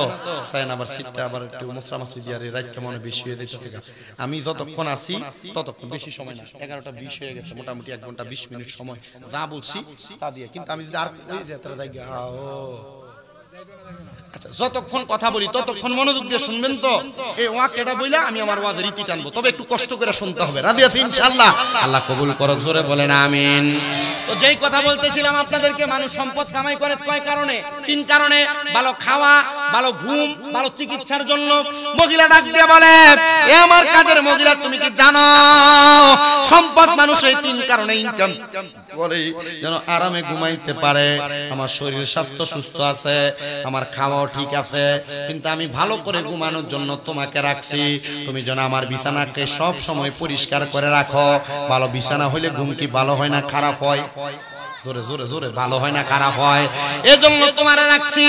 ওই মহিলা বলেন, দুনিয়ার মানুষ শোনো, ওই আমার কাজের রানীমা, উনি সব সময় এই বিছানাতে ঘুমায়। আমি তার বিছানাটাকে আতর লোবান দিয়া গোলাপ ফুল দিয়া সাজাই। একদিন আমি দেখলাম আমার রানীমার এই বিছানাতে আসতে একটু দেরি হইতেছে। আমি বিছানাটা সাজানোর সময় চিন্তা করলাম, রানীমা যে আরামে ঘুমায়, মনে হয় এই বিছানাটা বড় দামি বিছানা, একটু বিছানাটাতে ঘুমায় দেখি কেমন লাগে। মহিলা ডাক দিয়ে কয়, কাজের মানুষ, আমি বিছানাতে শোয়ার সাথে সাথে আমার চোখ বন্ধ হয়ে গেছে, আরামের বিছানা। মারহাবা কর। আমি আমি বিছানাতে শোয়ার সাথে সাথে আমার চোখ বন্ধ হয়ে গেছে। আমি হঠাৎ কোন সময় জানি ঘুমিয়ে গেছি আমি জানি না। এবার সাথে সাথে রানীমা মনে হয় আমার ঘরে আগমন করছে। আমি দেখলাম রানীমা আইসা আমার চুলগুলার মধ্যে মোট করে ধরছে, ধরে ডাক দিয়া কয় কইরে আমার প্রজারাম, কইরে আমার সেনাপতিরাম, দেখরে আমার বাজে আমার বাড়ির বান্দি যিনি, দাসী যিনি, কাদের মহিলা যিনি, তার বড় সাহস, সে আমার নিজের ঘুমানোর বিছানাতে ঘুমায়া গেছে। তারে তোমরা তিনজন একসাথে হও, তিনটা চাবুক হাতের মধ্যে নিয়া ওই মাইয়াটারে, কাদের দাসীটারে, বান্দিটারে মারা শুরু করছে। এমন ভাবে মারছে রে, মারতে মারতে তার পুরাটা শরীরকে একবারে ক্ষত বিক্ষত করে ফেলছে। রানীমা কিছুক্ষণ পরে আইসা দেখতেছে মেয়েটার কি অবস্থা। মেয়েটার সামনে যাইয়া রানীমা তার চুলগুলার মধ্যে ধরে এভাবে টান দিয়া তুলছে, আর মেয়েটার দিকে তাকায় আর কয় যদি অনুমতি ছাড়া বিছানায় না শুইতা তাইলে তো তুমি এমন কঠিন শাস্তি পাইতা না। এই কথা বলার সাথে সাথে ওই কাদের দাসী আর বান্দিটা কেমন জানি খিলখিল করে হাসতাছে। রানীমা বড় অবাক হয়ে গেল, তিনজন সেনাপতি দিয়া তোরে আমি আঘাত করলাম, চাবুক দিয়া মারলাম, তোর শরীর দিয়া রক্ত বায়া বায়া পড়তেছে, আর আমি দেখতেছি তুই দি মুস্কি মুস্কি আর খিলখিলে হাসতাছস, কারণটা কি বলস না? বলে অন্য কোনো কারণ না, অন্য কোনো কারণ না, আমি হাসতাছি একটা মাত্র কারণে গো রানীমা। বলে কোন কারণে? বলে আমি সারা জীবন 5 ওয়াক্ত নামাজ পড়ছি, আল্লাহর ইবাদত করছি, কিন্তু আমি অল্প কিছুক্ষণ সময় আপনারে দামি বিছানার মধ্যে ঘুমানোর কারণে আপনি আমারে এমনে মারলেন। চিন্তা কইরা দেখেন গো রানীমা, আপনি যে সারা জীবন এই দামি বিছানাতে ঘুমান, আমার আল্লাহ তাআলা এই দামি বিছানাতে ঘুমানোর কারণে না জানি আপনারে কয়জন ফেরেশতা দিয়া আযাব দেয়, না জানি আপনারে কয়জন ফেরেশতা দিয়া পিড়ায়। রানীমা বড় পাগল হয়ে গেছে, ডাক দিয়া কয় সেনাপতি মাইর বন্ধ রাখলে আমারে কি শুনাইলো? আরে তার কথা তো সত্য কথা। সেই মহিলা আমার দাসী হইয়া, বান্দি হইয়া অল্প কিছুক্ষণ দামি বিছানাতে ঘুমানোর কারণে যদি আমি তারে 3টা সেনাপতি দিয়া মারি, তাহলে আমি যে এই বিছানাতে এত বছর ঘুমাই, আমার আল্লাহ না জানি আমারে কত মাইর মারে, আমার আল্লাহ না জানি আমারে কত ফেরেশতা দিয়া মারায়। এ পর্দার অন্তরালের মা, বিছানাতে যে ঘুমায়া থাকো, নিজেও নামাজ পড়ো না, তোমার স্বামীরও নামাজ পড়তে ডাক দাও না, তোমার সন্তানরেও নামাজ পড়াও না। মা গো মা, চিন্তা করে দেখো গো, তুমি কবরের মধ্যে কত আযাবের শিকার হইবা। এই যে মহিলাদের ডায়াবেটিস হয়ে যাচ্ছে, অল্প বয়সের মহিলা প্রেসারের সমস্যা হয়ে যাচ্ছে, মাথার ব্রেইনের মধ্যে পানি থাকে না, দেখবেন এমন রোগ অনেক মহিলাদের দেখা দিতেছে। এই যে মহিলাদের হার্টের সমস্যা হইতেছে, কারণ কি মা? অতিরিক্ত ঘুম, অতিরিক্ত ঘুম। তুমি যে ফজরের সময় ঘুমায়া থাকো আর সকালের বাতাস তোমার গায়ে লাগাও না, সকালের হাওয়া তোমার মাথায় লাগাও না, জানো নি গো মা, এটার কারণে তোমার এত কঠিন রোগ হচ্ছে। তুমি যদি সকালবেলা উইটা আগের মহিলারা যেমন করত, সকালে উইটা ফজর পইরা কত সুন্দর অনেক মহিলারা তাদের ঘর দুয়ারও লেপত, সকালবেলা ঘুম থেকে উইটা সুন্দর করে রান্না বসে নাস্তা পানি করত। কিন্তু মহিলারা এখন নামাজ পড়তে চায় না। এডি তাড়াতাড়ি গিয়েছে, যায় বাড়িতে কইবো, দেখ শুনি কি ওয়াজ করে, এডি একটু কামে লাগাও, কামে লাগাও, এটা কইবো, কথা কন না কেন? ঠিক না বেটে? এ বাবা শুনেন, আমি জানি না আপনারা কেমন ধরনের আলোচনা শুনেন। আমি আপনাদের এই অঞ্চলে একবারে প্রথম, আমি মনে হয় 11 গ্রামের দিকে আর রসুলপুরের দিকে কয়েকবার আসছিলাম, তবে এই বছর মনে হয় রসুলপুরে আরেকটা মাহফিল আমার রাখা আছে। শুনেন একটু মনোযোগ দিয়া, মা বোনেরা, আপনার ঘর থেকে যে রোগ বালা মুসিবত ছাড়ে না, আপনার ঘর থেকে যে রোগ শোক ছাড়ে না, আপনার জামাই যে কামাই করে বরকত হয় না, আপনার ঘরের মধ্যে যে বিপদ আর বিপদ, এটার কারণটা কি জানেননি? এটার কারণ আপনি একমাত্র। আপনি যদি ফজরের সময় উইটা আল্লাহর কাছে কান্নাকাটি করতেন, দেখতেন আপনার বিপদ থাকতো না, আপনার অভাব থাকতো না, আপনার রোগ বালা মুসিবত থাকতো না। এবার আপনারা বলেন, আমরা সবাই আমাদের ঘরে শান্তি ফিরে আনার জন্য আল্লাহরে ভয় কইরা ফজরের সময় বিছানা ত্যাগ করার দরকার আছে না নাই? মুহাব্বতে বলেন দরকার আছে না নাই? আমার মনে হয় অল্প কিছুদিন সময় আমার রাত্রে ঘুমটা একবারে কমই হয়। রাত্রে যদিও ঘুমাই ঠিক ফজরের কিছুক্ষণ আগে 3টা 4টায় এমন টাইমে ঘুম ভেঙে যায়। আর মাহফিল থেকে যখন আসি 4টা 4:30 নাগাদ আমার ঘুমটা আর লাগে না। আমি চিন্তা করি আল্লাহ এখন ঘুমাইলে ফিডা কিন্তু কম হবে না বেশি হবে। ও আল্লাহ আপনি আমাদেরকে এমন একটা জিন্দেগি নসিব করেন যে জিন্দেগি আমাদের কবর হাসর মিজান ফুলসেরাত ভালো হয়ে যাবে। আমি চাই না কোন মহিলারা জাহান্নামে যাক। এবার আপনারা বলেন ওই কাদের মহিলা অল্প কিছুক্ষণ বিছানাতে ঘুমানোর কারণে তাকে যে শাস্তি দেওয়া হয়েছে, আমরা যদি এমন আরামের বিছানার মধ্যে বেশি বেশি ঘুমিয়ে ঘুমিয়ে কাটিয়ে দেই আমাদের শাস্তি কি কম না বেশি? এত আস্তে কইলেন, আরো জোরে বলেন কম না বেশি? আরেকটা ওয়াজ অল্প কিছুক্ষণ শুনবেন, চলে যাবেন, অসুবিধা হবে? মহিবুলের মা নাই, মা আছে, দাদা তো দিন। এক ছেলে কে যেন একটা আমার কইছে, হুজুর আমার আম্মা, আমার অনেক ভক্ত আছে, অসুস্থ হয়ে মারা গেছে। আমার আম্মার মোবাইলে আপনার অনেক ওয়াজ ছিল, এমন অনেক ভক্তবৃন্দ আছে আমার আপনাদের দোয়ার বরকতে সারা বাংলাদেশ। আমার একটা ভক্ত কয়েকদিন আগে মারা গেছে, ঢাকা উত্তরাতে তাদের 5-6টা বাড়ি। সুফিয়া বেগম শুধু আমার ওয়াজ শুনতো, তার ছেলে সে মাঝে মাঝে ফোন দিয়ে হাদিয়া পাঠাতো দোয়া করে। মাটা যখন মারা গেছে অনেক কান্নাকাটি করছে। আমার আরেকজন ভক্ত অ্যাক্সিডেন্ট করছে, রবিউল, তার বাড়ি টাঙ্গাইল। দোয়া করবেন আপনারা, আপনারা দোয়া করেন। আমার আম্মা যেন 6 মাসের উপরে অসুস্থ, বিছানায় পড়া, একটু একটু করে স্ট্যান্ড ধরে ধরে হাঁটে। আমার অনেক ভক্তবৃন্দরা মাঝে মাঝে আমার কাছে দোয়া চায়। আজকেও মনে হয় কোন মহিলা মনে হয় তার সন্তান না জানি নাতি দিয়া কল দেয়া কইছে, হুজুর আপনি তো বুড়ির পার আইবেন, আমরা আপনার ভক্ত, আমরা চাইছি আপনার মাদ্রাসা তালাশ করে, আমরা মাদ্রাসা আমরা পাইনি, আপনার দোয়া। আমার মাদ্রাসা চলে কুমিল্লাতে 6টা, নূরপুর, চৌমনিতে তাফসিরুল কোরআন মাদ্রাসা, পুরুষ মহিলা শাখা আছে, আর অনেকগুলো মাদ্রাসা। তা আমি বলছি যে তো ঠিক আছে, ফোন দিচ্ছেন, নাতিরে দিয়ে কথা বলাইছেন, দোয়া করা হবে আপনাদের জন্য। আমি সবার জন্য দোয়া করব, আল্লাহ আপনাদের দোয়াগুলো কবুল করেন। আমার মাদ্রাসার ছাত্রগুলো আপনাদের জন্য দোয়া করে, বিশ্বাস করেন। আমার মাদ্রাসার ছোট ছোট বাচ্চা যেগুলা ধরেন যে নুরানিতে পড়ে, একবার ছোট বাচ্চা, এগুলোও 3:30টায় উঠে তাহাজ্জুদ পড়ে। আপনারা কি সুবহানাল্লাহ বললেন না? আমার মাদ্রাসার ছোট ছোট বাচ্চা যারা, এরা মাগরিবের নামাজের আগে আসরের পরে প্রত্যেকদিন খতমে খাজে গান পড়ে আল্লাহর কাছে কান্দে। আপনি যাইয়া দেখলে বুঝবেন ছোট বাচ্চা এটা কান্দতেছে, এটা দিন দুনিয়ার বোঝে কি, আপনি নিজেই কইবেন। আমার মাদ্রাসার ছোট ছোট বাচ্চারা কান্দে। আর পৃথিবীর সব মানুষের জন্য দোয়া করুন। আপনাদের কাছে আমার আবদার, আপনারা ওয়াজ শুনতেছেন, এই কান দিয়ে শুনে ওই কান দিয়ে বাইর করেন। পৃথিবীতে যে পরিমাণ ওয়াজ বাংলাদেশে হয় আর কুমিল্লাতে হয়, যদি ওয়াজ দিয়ে মানুষ হেদায়েত হতো, কুমিল্লা শহরে আর মানুষ থাকতো না, কুমিল্লা এলাকায় আর মানুষ থাকতো না, সব আল্লাহর ওলি হয়ে যেত। ওয়াজ দিয়ে মানুষ হেদায়েত হয়। কিন্তু ওয়াজ মাহফিলটা ধরে রাখার কারণে, যদি ওয়াজ মাহফিলটি না হইতো, মানুষ গান বাজনা, বাউল গান লইয়া থাকতো। বিভিন্ন জায়গায় তো গান বাজনাই, নাচানাচি লইয়াই ব্যস্ত, কথা কন না। দেখেন বিয়ে বাড়িতে, মুসলমানিতে, গায়ে হলুদের ভিতরে নাক ফোরানি, কান ফোরানির নাম দিয়া গান বাজনা করে, ডেকসেট বাজায়, বাজায় না? হারাম। কি বিয়ে বাড়িতে গান বাজনা করা কি? গায়ে হলুদে গান বাজনা করা কি? মুসলমানি সুন্নতে খাতনা গান বাজনা করা কি? হারাম। আপনারা যেগুলা করতেছেন, হারাম কাজ দিয়ে যে বিয়ে শুরু করতেছেন, এই বিয়ে হওয়ার পর কোন সন্তান হওয়ার পরে মা বাপরে বাদ দিব আপনার মনে হয়? মা বাপের লোক ভালো আচরণ করবে আপনার মনে হয়? যদি লজ্জা থাকে কোন মুসলমানের, যদি শরম থাকে কোন মুসলমানের, আর মুসলমান যদি দাবি করে, কখনো তাদের বিয়ের ভিতরে গান বাজনা বাজতে পারে। যদি সে মুসলমান দাবি করে, কখনো তার বাড়িতে সুন্নতে খাতনা মুসলমানিতে গান বাজনা বাজতে পারে। লজ্জা নাই, শরম নাই, হায়া শেষ।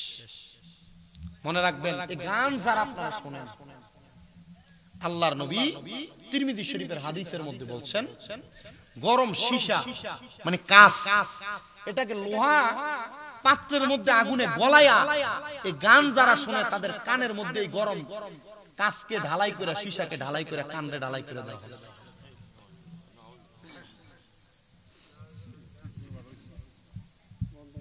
দাউদ নবী যে এত সুন্দর সুরে কোরআন তেলাওয়াত করবে আপনারা জানেন না? হাসরের ময়দানে সব মানুষ দাউদ নবীর কোরআনের তেলাওয়াত শুনবে, কিন্তু যারা দুনিয়াতে গান বাজনা কইরা কবরে যায়, এরা দাউদ নবীর কণ্ঠের তেলাওয়াত শুনবে না। আপনারা কি বুঝতেছেন কথা? এই যে হেডফোন ব্যবহার করেন না কেন? মানে গান আপনি শুনবেন খুব মজায় মজায়।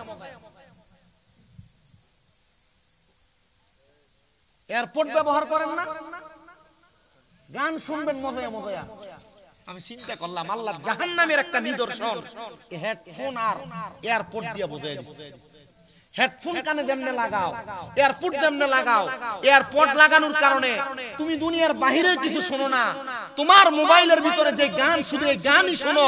আল্লাহর নবী বলেন, হে দুনিয়ার মানুষ, তোমাদের কানের মধ্যে গরম সীসাকে ঢালাই কইরা এমন ভাবে দেওয়া হবে, তোমরা দাউদ নবীর কোরআন তেলাওয়াত তো শুনবাই না, তোমাদের কানকে ঢালাই করার পরে তোমরা বধির হয়ে কবরে থাকবা।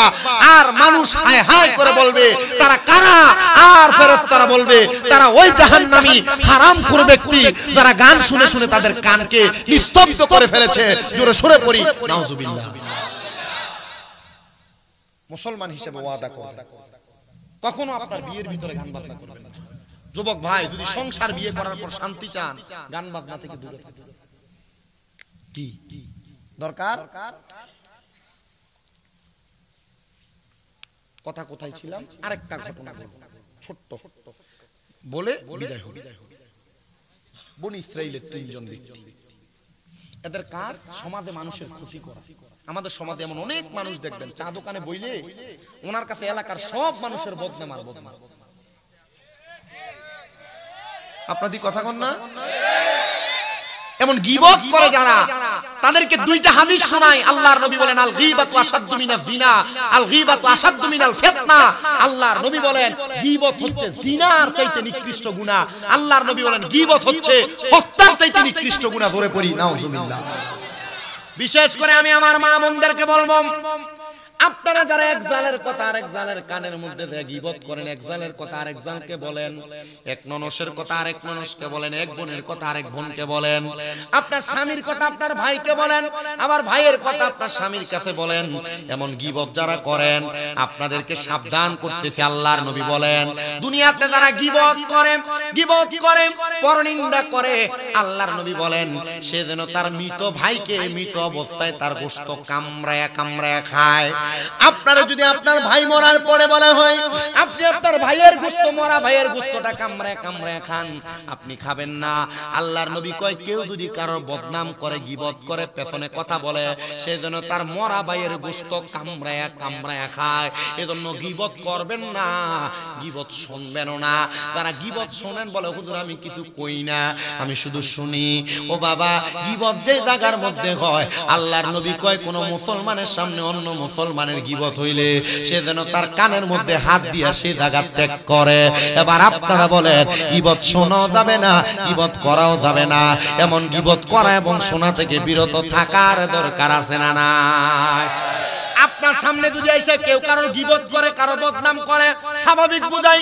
আজকের মাহফিলের প্রধান অতিথি সাহেবের কাছে কেউ যদি এসে বলে, প্রধান অতিথি সাহেব শামীম রাজা ভালো না, শামীম রাজা খারাপ, শামীম রাজা নামাজ পড়ে না, শামীম রাজা মানুষের বদনাম করে। প্রধান অতিথি সাহেব শামীম রাজার নামে যে ব্যক্তি বদনাম করলো, তার বদনামটা যখন আপনি আমার ব্যাপারে তার মুখে শুনছেন, এটাও মনে রাখতে হবে সে ব্যক্তি যখন আমার কাছে আইব আবার প্রধান অতিথির নামেও বদনাম কইব। এজন্য আপনার বন্ধু বান্ধব, আপনার পাড়া প্রতিবেশী, আপনার ভাই বোন, মহিলারা আপনার যেই জাল আপনার কাছে আইসা আরেকজনের নামে বদনাম করে শুনছুস নিল, তাই তো এই কামনা করছে, আপনি বিশ্বাস রাখেন গো, বিশ্বাস রাখেন, তাই বেডি আপনার নামে যাইয়া আবার ওই বেডির কাছেও কইব তুই এটা করছিস। কথা বলেন না, ঠিক না বেঠিক? এজন্য গীবত করা থেকে সাবধান, সতর্ক। মানুষের ক্ষতি করা থেকে সাবধান, সতর্ক। দোকানে বসে বসে একজন আরেকজনের নামে বদনাম করা থেকে সাবধান, সতর্ক। এবার আসেন ওই বনি ইসরাইলের 3 ব্যক্তিকে করে, তাদের কাজ ছিল এলাকার মানুষের ক্ষতি করা, এলাকার মানুষের বদনাম করা, এলাকার মানুষকে কোন দিক দিয়ে বিপদে পালানো যায় সেটা চিন্তা করা। এমন টেকনা মার্কা খারাপ মানুষ সমাজে আছে নাকি নাই? তারা মানুষের অনেক ক্ষতি করছে, নাই কবে করতে আছে, দেখতে তো আছে। তো বনি ইসরাইলের ওই 3 ব্যক্তি প্রত্যেকদিন মানুষের ক্ষতি করে, কিন্তু পরবর্তী 2-3 দিন দেখতেছে তারা কোনো ক্ষতি করলেই এই ক্ষতির চিন্তা করলেই তাদের ক্ষতির প্ল্যানগুলা বেচতে যায়, তারা যে বুদ্ধি করে বুদ্ধির পরিপন্থী কাজ হয়ে যায়। এরা চিন্তা করছে মনে হয় আমরা যে ক্ষতি করার জন্য পরামর্শ করে আমরা পরামর্শটা কেউ যাই না। পরামর্শটা কি করে যাই না ফেল। তারা চিন্তা করলো আজকে আমরা আর এখানে বসে পরামর্শ করব না, আমরা আমাদের পরামর্শের জায়গাটা একটু চেঞ্জ করব, পাল্টাবো। তারা তাদের পরামর্শের জায়গা পাল্টাইলেন। এক এলাকা পার হইয়া 2-3 এলাকা পার হইয়া গুড়ার পিঠে চইরা তারা একটা গুহার ভিতরে প্রবেশ করছে। গুহার ভিতরে প্রবেশ কইরা তারা এবার ওই জায়গার মধ্যে বৈশা বৈশা কার কার ক্ষতি করবে আগামী 1 সপ্তাহ তা লিপিবদ্ধ করতেছে। এমন টাইমে দেখতেছে তারা যখন মানুষের ব্যাপারে এমন বাজে বাজে বুদ্ধি করে, এমন টাইমে আল্লাহ তাআলা গায়েবী ভাবে তাদের গুহার মুখটার ভিতরে বড় বড় 3টা পাথর দিয়া গুহার মুখটা বন্ধ করে ফেলছে। জোরে কন্না আল্লাহু আকবার। এর জন্য মনে রাখতে হবে কামা তাদিনু তুদান, আরবিতে একটা প্রবাদ বাক্য আছে, যেমন কর্ম তেমন ফল। তুমি মানুষের ক্ষতি করবা আর আল্লাহ তোমার ক্ষতি করবে না, এটা হতে পারে না। তুমি যদি মানুষের একটা ক্ষতি করো, আল্লাহ তোমার 10টা দিক থেকে ক্ষতিগ্রস্ত করবে। কথা বলেন না ঠিক কিনা? আমার মুসলমান ইমানদাররা তারা আফসোস করতে লাগলেন, 3 দিন কোনো খাবার নাই, পানি নাই, গুহার মধ্যে পড়ে আছে। এবার তারা চিন্তা করতেছে, হায়রে না জানি মানুষের ক্ষতি করার কারণে আল্লাহ তাআলা আমাদেরকে এই জায়গার মধ্যে শাস্তি দিতেছে। আসুন আমরা আল্লাহর কাছে একটু দোয়া করি, আল্লাহ যেন আমাদেরকে maaf করে দেয়। একজন বলে আমি কি দোয়া করব আমি জানি না, তবে আমার একটা ভালো দোয়া আছে, ভালো কাজ আছে। বলে ভালো কাজ কোনটা? বলে আমার একটা চাচাতো বোন ছিল বড় সুন্দর, যারে আমার বড় পছন্দ ছিল, তারে আমার মনে মনে একটা খায়েশ জন্মাইছিল। এত সুন্দর চাচাতো বোন, আমি যদি তার সঙ্গে মেলামেশা করতে পারতাম বড় ভালো হইতো, কিন্তু আমি তারে আমার আয়াতে দিন পাই নাই। আমি আবার চিন্তা করলাম একদিন তারে আমি আমার কাছে পাইবো। রাত্রবেলা যখন আমি তারে নিয়ে চিন্তা করতেছি, হঠাৎ করে দেখলাম আমার ওই চাচাতো বোনটা আমার ঘরের দরজার সামনে এসে কড়া নাড়তেছে। আমার আয়েশা বলে, ভাই ও আমার ভাই, আপনি আমারে 100 দিরহাম দেন, হাওলাত পাওনা হিসেবে আপনি আমারে দেন। বলে কেন? বলে আমার একটা বিপদ থেকে উদ্ধার হওয়ার জন্য। আমি তখন তার সাথে সুযোগে সদ্ব্যবহার করলাম, বললাম আমি তোমাকে পাওনা দেওনা হিসেবে তোমাকে আমি 100 দিরহাম দিব না, আমি 100 দিরহাম দিতে রাজি, তবে যদি তুমি তোমার দেহটারে আমারে ভোগ করতে দাও। মেয়েটা ডাক দিয়া বলে, আমার কাছে কোনো রাস্তা ছিল না, আমার টাকাটা বড় দরকার ছিল। তখন আমি আমার দেহটা তারে দেওয়ার শর্তে তার কাছ থেকে আমি 100 দিরহাম নিয়ে গেলাম। আমি দিরহাম নিয়ে যখন চলে গেলাম, আমি যাওয়ার পরে এবার পরবর্তী সময় আমি তার কাছে আসছি। মেয়েটা যখন আমার কাছে আসে, আমি তার দেহ ভোগ করার জন্য তারে আমি আমার বিছানাতে লেলায়া ফালায়া দিলাম। তার জামা কাপড়গুলো যখন আমি খুলবো, এমন টাইমে আমার চাচাতো বোনের চোখ দিয়া দেখতেছি আমি বায়া বায়া পানি পড়তেছে। আমি জিজ্ঞাসা করলাম, বোন তোমার চোখ দিয়ে কেন বেবে পানি পড়তেছে? তুমি আমারে কারণটা বলো না। আমার বোন আমারে কারণ বলছে, ভাই 100 দিরহামের কারণে তুমি আমার ইজ্জত লুণ্ঠন করবা, আল্লাহর ভয় কইরা তুমি আমার একটু ইজ্জত ভিক্ষা দাও, আমি তোমার 100 দিরহাম পরিশোধ করে দিব। আমার চাচাতো বোন আমার এই কথা বলার সাথে সাথে আমার ভিতরে আল্লাহর প্রতি ভয় জন্মাইছে। আমি তখন আমার চাচাতো বোনকে ছেড়ে দিছি। ছেড়ে দেওয়ার পরে আমি আল্লাহর কাছে মাপ চাইছি। আমার জীবনে এটার চাইতে আর কোনো ভালো কাজ নাই। এই ভাই তুমি ভালো কাজের ওসিলা দিয়া দোয়া করো, সে আল্লাহর দরবারে দোয়া করে, আল্লাহ এমন খারাপ কাজ করার সময় তোমারে ভয় করার কারণে আল্লাহ তুমি আমার এখান থেকে উদ্ধার করো। বনি ইসরাইলের ওই 3 ব্যক্তি বলতেছে, ওই ভালো কাজটার ওসিলা দিয়া দোয়া করার কারণে ওই গুহার মুখের 3টা পাথর থেকে একটা পাথর সরে গেছে। জোরে কোন সুবহানাল্লাহ। আপনি যদি কোনো ভালো কাম করেন, ওই ভালো কামের ওসিলা দিয়া দোয়া করলে দোয়া কবুল করার মালিক কে? আস্তে কয় জোরে কন্যা মালিক কে? এবার ডাক দিয়া কয়, ভাই আমি তো আমার ভালো কাজের উসিলা দিয়া দোয়া করলাম, দেখো না তোমার জীবনে কোনো ভালো কাম আছে কিনা যেটার উসিলা দিয়া দোয়া করলে আল্লাহ দোয়া কবুল করবে। এবার আরেকজন ডাক দিয়া কয়, আমার জীবনে কোনো ভালো কাম নাই, তবে একটা ভালো কাম আছে। আমার বাড়িতে মাসিক ইনকাম কাজ করার জন্য আমি একটা কাজের লোক রাখছিলাম, যে কাজের লোকটা আমার বাড়িতে কাজ করলে তারা আমি দৈনিক খাওয়াইতাম আর 2 খুশি করে চাউল দিতাম। সে আমার বাড়িতে কাজ করত, করত, কিন্তু সে 1 মাস কাজ করার পর আমার বাড়ির কাজ যখন শেষ হয়ে যায় সে আমারে বলে হুজুর আমি 1-2 কেজি করে চাউল যে আপনি আমারে দিলেন এগুলো আমি কোথায় নিব, খাবার কোনো মানুষ নাই, আমি চাউলগুলো আপনার কাছে আমানত রাখলাম, আমি আপনার কাছ থেকে পরে নিয়ে যাব। কিন্তু অনেক দিন সে আমার কাছ থেকে চাউলগুলো নেয় না। যখন সে আমার কাছ থেকে চাউলগুলো নেয় না আমি আবার তার অপেক্ষা করতে করতে দেখলাম চাউলগুলোর মধ্যে পোকা ধরে গেছে। কি পোকা ধরে না চাউলে, পোকা ধরে গেছে। আমি চাউলগুলা বাজারে বিক্রি করেও চাউলগুলা দিয়ে একটা ছাগল কিনছি। ছাগল লালন পালন করতে করতে অনেকগুলা ছাগল হয়ে গেছে। ওই ছাগলগুলা যখন বেড়ে গেছে আমি ছাগলগুলা বিক্রি করে একটা গরু ক্রয় করেছি। ওই গরুটা লালন পালন করতে করতে অনেকগুলা গরু একটা খামারে রূপান্তর হয়েছে। তার গরুর ইনকামের টাকা দিয়ে আমি একটা 2টা কাজের লোক রাখলাম।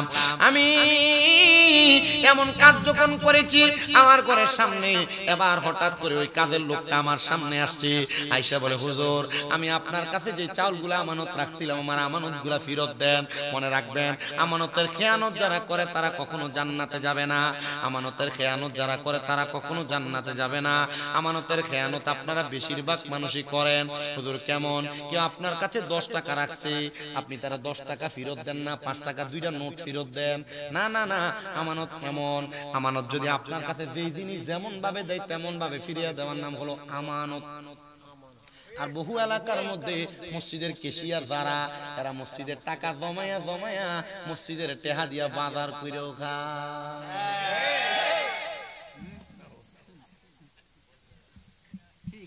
কথা কয় না। বহু মসজিদের কেশিয়ার আছে মসজিদের টাকার হিসাব দেয় না। কয়েকটা কইতেছে ওয়াজি কমন ফিরে গেছে, দুই একটা লোকে মিল গেছে, ঠিক কি না? আমারে ওয়াজ শুনতো না এই কুসিত কইরা কথা বলবে। আমি কোন এলেম কালামওয়ালা মানুষ না, মাত্র কামিল 2য় বর্ষে পড়ি, টাইটেল পরীক্ষা দিই। আমি ওই সুদখোর গোশখোরটির একটু বালা করে দুই দাও, এই হারামখোর যেডি আছে সেডি একটু বালা করে দুই। এর লাগি আমারে দাওয়াত দিয়া নেই। আপনার কি কষ্ট হইতাছে? আমানতের খেয়ানত হয় কি হয় না? মসজিদের টাকা মাইরা খায় কি খায় না? বেডিয়েতের কাছে জামাই টিহা রাখলে পরের দিন 500 টাকা কইমা যায় কি যায় না? বেডিয়েতকে হুজুর ওয়াজ দি গুতা দিয়ে দিয়ে আমরা দিকে করতেছে, আর কেডা দাওয়াত দে? মহিপুলা দাওয়াত দিব, তার 100 টাকা সারা করে কথা কয় না কে রে? এ মহিলারা, স্বামীর পকেটের টাকা চুরি করা জায়েজ আছে? এটা কি হুজুর?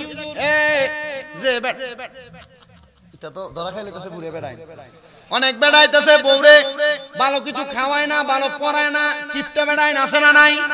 সে চাইলে তার বউরে রানীর মতো করে রাখতে পারে, কিন্তু এই বেড়া টিহা কইসা কইসা খরচ করে।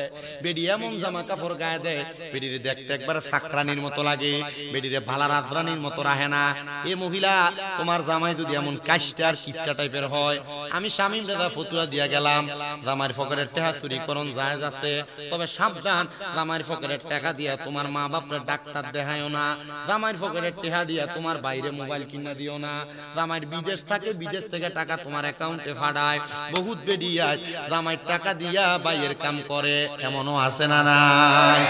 এই ব্যাপারে সাবধান, নিজের যতটুকু প্রয়োজন প্রয়োজন মোতাবেক জামাইয়ের টাকা খরচ করবা। দিবে কে? দিবে কে? কথা কন না, দিবে কে? স্ত্রীর জন্য যদি আপনি কিছু খরচ করতে পারেন আল্লাহ বরকত দান করবে, তবে সাবধান মহিলারা, কইয়া কইয়াই নিও, যদিও জামাই একটু রাগ হইয়া যায় দেখবা আবার তোমার সুন্দর আচরণের কারণে ভালো হয়ে যাবে। তো যেই কথা বলতেছিলাম আমানতদারিতার ব্যাপারে, মসজিদের কেশিয়াররা মসজিদের টাকা দিয়া বাজার করে খায় কি খায় না? আমরা এলাকায় এমন অনেক বিচার আসে, কোন বেড়া বলে মসজিদের টাকা দিয়া ভাঙ্গিয়া রাখছে 20,000 40,000 50,000 60,000 টাকা মসজিদের বানা। আমি কইলাম তোরা এই টাকা লস না কেন লাগা? কই দিব কইয়া এখনো 6 মাস ঘুরায়। আমি কই দেখছস নি কোন ব্যক্তিরে মসজিদের কেশিয়ার আর সেক্রেটারি বানাইছ? আর সভাপতি তো সে ব্যক্তি হবে যে ইমাম আর মুয়াজ্জিনের অনুপস্থিতিতে 5 ওয়াক্ত নামাজ পড়াইতে পারবো। আর মসজিদের সভাপতি হইয়া বইয়া রইছে, বুম মারলো সূরা ফাতিহা বাইরো না। কথা কয় না বেটা? মসজিদের সেক্রেটারি কেশিয়ার হয়ে বইয়া রইছে, সূরা ফাতিহা কেমনে কইবো এটাও জানে না। কোন যোগ্যতায় গেছে? শরমও নাই, লজ্জাও নাই, হায়াও নাই। কি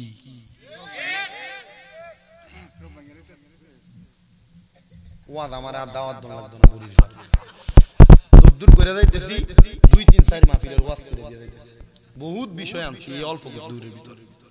বহু বিষয় টাইনা টাইনা আনছে কি আব্বা আনছিনি কষ্ট হইতাছে কালকে কাজ কাম আছে ঠিক না আমি বিদায় নিয়ে চলে যাব আরেকটু কথা শুনে একটু শেষ করি ওই ফলাইন ঘুমিয়ে গেছে খিচুড়ি ঠান্ডা হয়ে দেবো ঘরে মেন দিয়ে দেবো এটা খাওয়ান যাইতো না হ্যাঁ চিন্তা করে টিহা দিয়ে আনছি না টিহা উসুল করে লইতেছে আমরা বক্তারা সারাসারি না এটা আমরা জানি আমরা বক্তার কষ্ট দুনিয়ার কেউ বুঝে না কইছি কিন্তু আগে বেঙ্গল হইছে আগে সারানোর লাগে তখন 1 ঘন্টা ছেড়ে দিতাম পারি কইলাম পর্যন্ত জ্বর তক আরো বল কই একবার তাই কইছেন না হুজুর আজ ভাই জ্ঞান হ্যাঁ আল্লাহ ভালো করবে ঠিক আছে ইয়ার লাগি তো একটু বইয়া রইছি নিরা আল্লাহ আমরারে কবুল করক কোন আমিন আমানত নষ্ট করা যাবে আরেকটা আমানত অনেক মানুষ আছে যাদের মা বাপ মরে গেছে তাদের মা বাপ তারার কাছে অনেক সম্পদ রাইখা গেছে কিন্তু তারা তারার বইন্ডারে সম্পদ দেয় না এটা বড় আমানত এটা কি আমানত মা বাপ মারা যাওয়ার পর বইনের সম্পদ বুঝিয়ে দেওয়া এটা বড় আমানত কি কয় কারণ আমরা থেকে সম্পদ নিলে আর পরের বার হেবিডি আপনার ঘরে আইলে আর আপনি মুরগির গোশত দিয়ে ভাত খাবেন না হেবিডি চেহারার দিকে ফিরে চাইতেন না কথা কয় না কেন বহুত বইনরা এই চিন্তা কইরা বাপের বাড়ির হক না আমি জানি বহুত বইনরা এই চিন্তা কইরা নেন আপনার আছে আপনি তবু আপনার বোনের হকের প্রতি আপনি এভাবে রাখছেন বোনের হক দেওয়ার পরেও কোন ভাই যদি এই বোনের খোঁজ খবর নে খেয়াল রাখে আল্লাহ এই ভাইয়ের সম্পদে বরকত দেন আর এলাকার বহু বেডি তারা জামাই যদি তার বোনদের লেগে কিছু করে এ বেডি এটা দেখতে পারে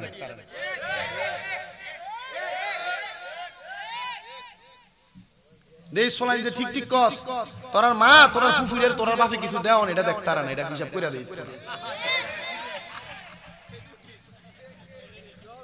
ও আজকে কমন পড়তাছে না এটা ভেরি কমন ওয়াজ বেশি বেশি কমন ওয়াজ কোন ভাই যদি তার বোনের দেখাশোনা করে কোন ভাই যদি তার বোনের দায়িত্ব পালন করে তাইলে এ ভাইয়ের কোনদিন কি আসবে না কথা কন না বেটা কি আসবে না এটা কখন বোনের সম্পদ দেওয়ার পরে না আগে সম্পদ দেওয়ার পরে আগে সম্পদ বুঝিয়ে দিবেন বোন গো মা মরে গেছে বাপ মরে গেছে তোর সম্পদ তুই লয়ে যা এরপর বোন যখন আপনার বাড়িতে আসবে ঠিক আপনি আপনার মেয়েটার যেমন লালন পালন করতেন বোনটার এমন ভাবে দেখাশোনা করবেন বলেন সম্পদে বরকত দিবে কে ভাইয়েরা বোনদারে খাওয়াইলে সম্পদ কমে না বাড়ে বেরিয়া তোমরা যারা শোনো তোমরা ননদের একটু বেশি করে দেখো দেখবা তোমার জামের ইনকামে আল্লাহ অসংখ্য বরকত দান করবে আল্লাহ কবুল করেন পরে না আমিন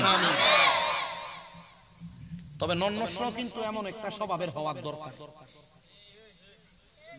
ভাইয়ের কামাই আছে না নাই নন্নস্র এটাও দেখানোর দরকার এটাও চায় না আমি সবই কথা তো যাক হুদা বেশি কথা কইলে এডি এডি কইতাম গেলে দেখবেন যে বেরিয়েতের পক্ষে বেশি থেকে বউ আছে থাক বাবু তোমরা যা হন আলহামদুলিল্লাহ মানো তাইলে আমানত রক্ষা করবেন নি বইনের সম্পদ বুঝিয়ে দিবেন নি যদ্দুর ফাইব আবার কয় না বইন এই সম্পদরা তোমার এই সম্পদরা কার জায়গা 3 ঘন্টা ভাই কয়জন দুইজন বোন কয়জন দুইজন 2 ঘন্টা দুই ভাইয়ের আধা ঘন্টা করে 1 ঘন্টা কার বোনের ভাইয়ের অর্ধেক পাবে বোন ভাইয়ের অর্ধেক পাবে বোন বোন তোমার ওমা দেওন তো লাগবেই আমরা না দিলে আপনি গুনাহগার হবেন এটা দিতে হবে আপনি এই মাসালাগুলো বুঝতেছেন তো আমার কাছে এমন অনেক কঠিন মাসালা আছে যেগুলো সাংসারিক পারিবারিক জীবনে লাগে এখনো তো কামেল ফাঁস করি নাই তো লাগে ফতুয়ারি কই না দেখবেন আমরাও কত ফতুয়া যাবে কত ফতুয়া আমিও দিব কিন্তু আল্লাহ তাআলা এখনো পর্যন্ত সেই যোগ্যতায় বসায় নাই বসাইলে ইনশাআল্লাহ দিব আল্লাহ কবুল করেন আমিন আপনি আপনার বোনকে বলবেন 3 ঘন্টা জায়গা দুই ভাই 1 ঘন্টা 1 ঘন্টা আর দুই বোন আছে আধা ঘন্টা বোন এই জায়গাটা তোমার বোনে যদি কয় ভাই আমার হক লাগতো না আমি জন আই আমারে ভালো করে আপ্যায়ন করেন আমারে ভালো করে দেখেন এই বোনের আধা ঘন্টা জায়গা আপনি চাষ করবেন বোনের আধা ঘন্টা জায়গা আপনি প্রয়োজনে ভাড়া দিবেন বোনের আধা ঘন্টা জায়গা আপনি ব্যবহার করবেন এটার একটা মাসিক পাওনা তারে বুঝিয়ে দিবেন কথা কয় না আর যদি কয় ভাই আমার এইটাও লাগতো না তাহলে সে তার এইটার পাওনা যেটা পাইবো সে যখন আপনার বাড়িতে আইবো এটিহা দিয়ে বালাবুরা খাবাইলে মাছ গোশত খাসি কোনটা কম পড়বো কারণ আপনার বোন যেদিন আই আপনার বেডিয়ে দিন গেলা হুটকি আর হাগরান দে কথা কয় না ঠিক না বেঠে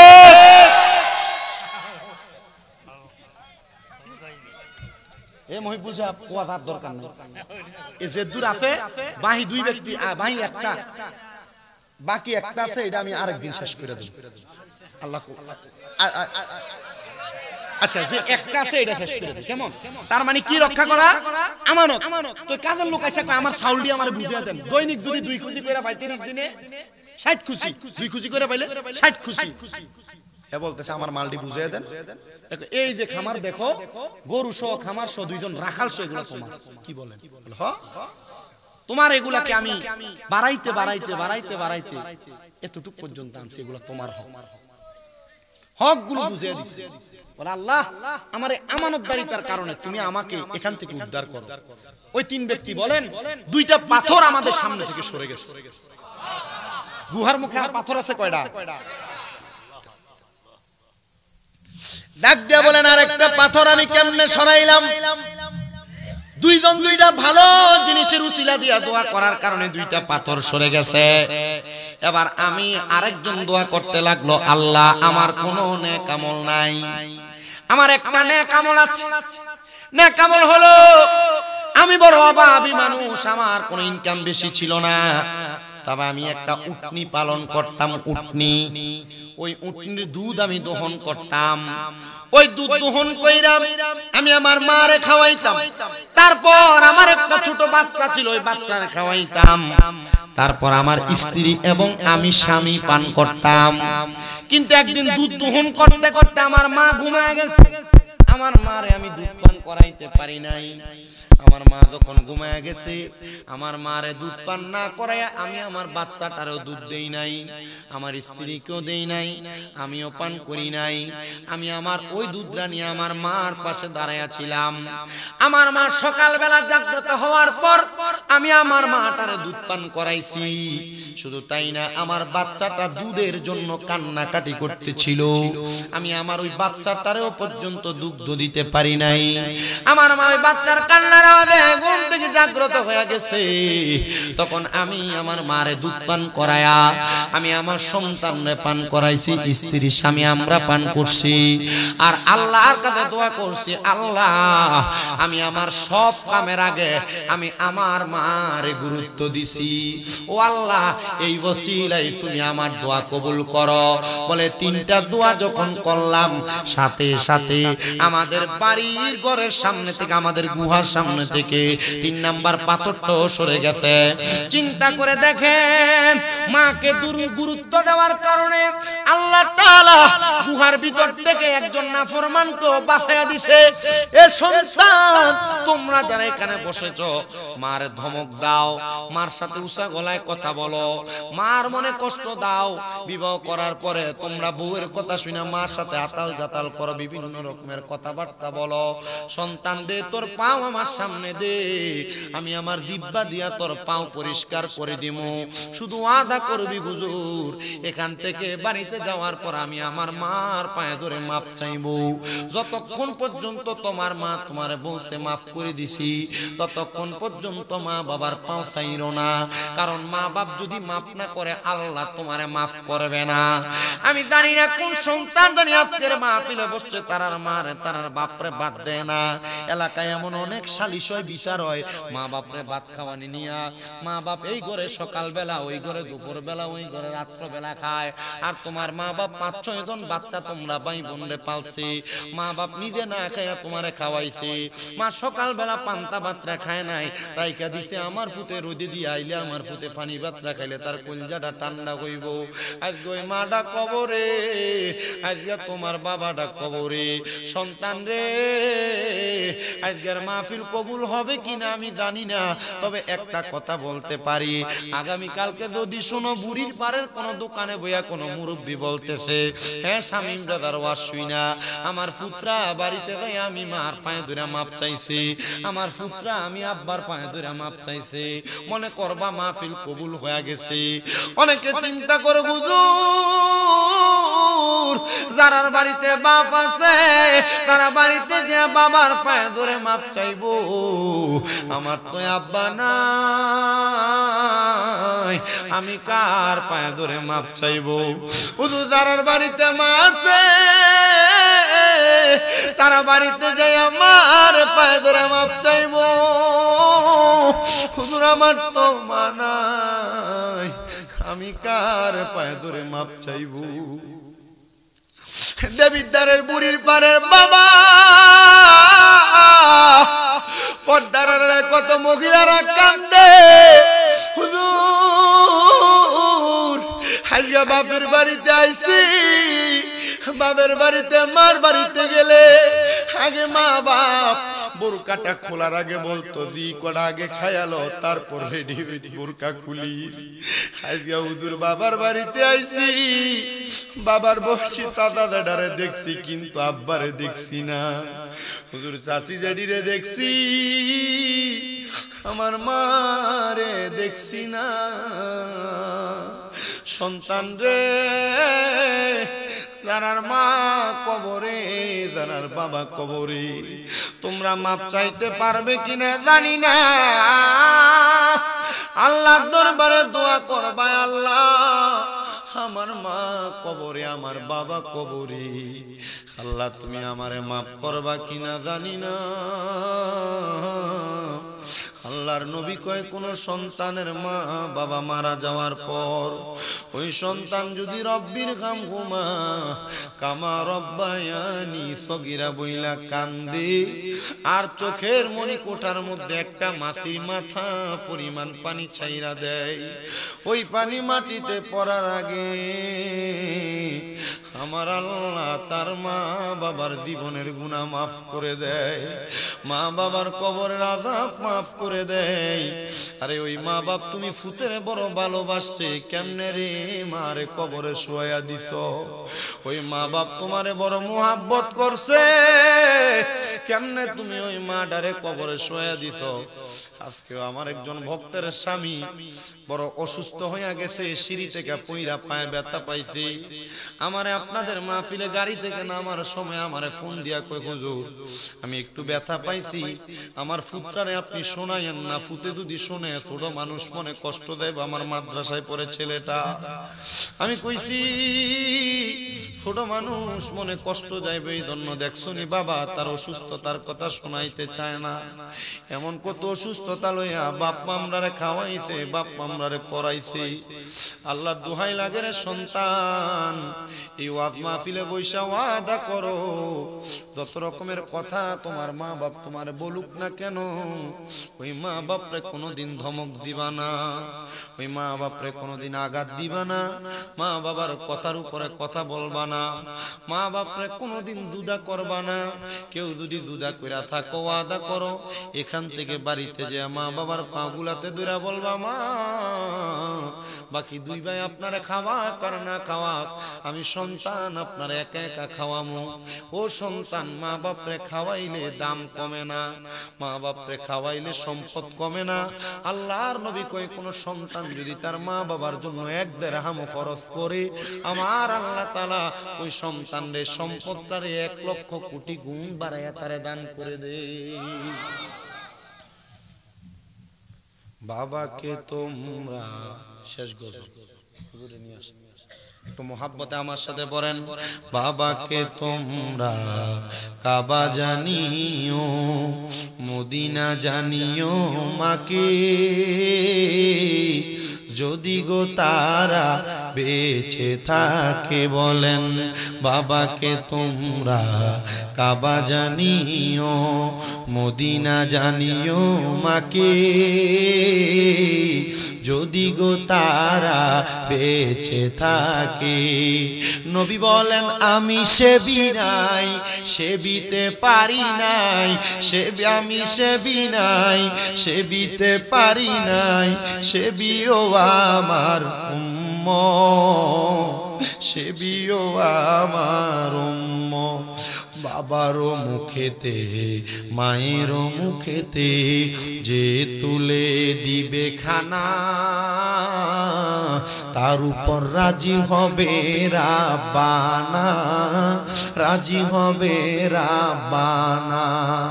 নবী বলেন আমি করি নাই করিতে পারি নাই, নবী বলেন আমি করি নাই করিতে পারি নাই, পিতা মাতার খেদমতে করিও আমার উম্মত করিও আমার উম্মত আল্লাহর পড়ে নবী আমার আল্লাহর পড়ে নবী আমার তারে পড়ে মা জননী মাঝে আমার নয়নের মনি বলেন মাঝে আমার মনি বলেন আল্লাহর পড়ে নবী আমার আল্লাহর পড়ে নবী আমার তারে পড়ে মা জননী মাঝে আমার নয়নের মনি কন্যা মাঝে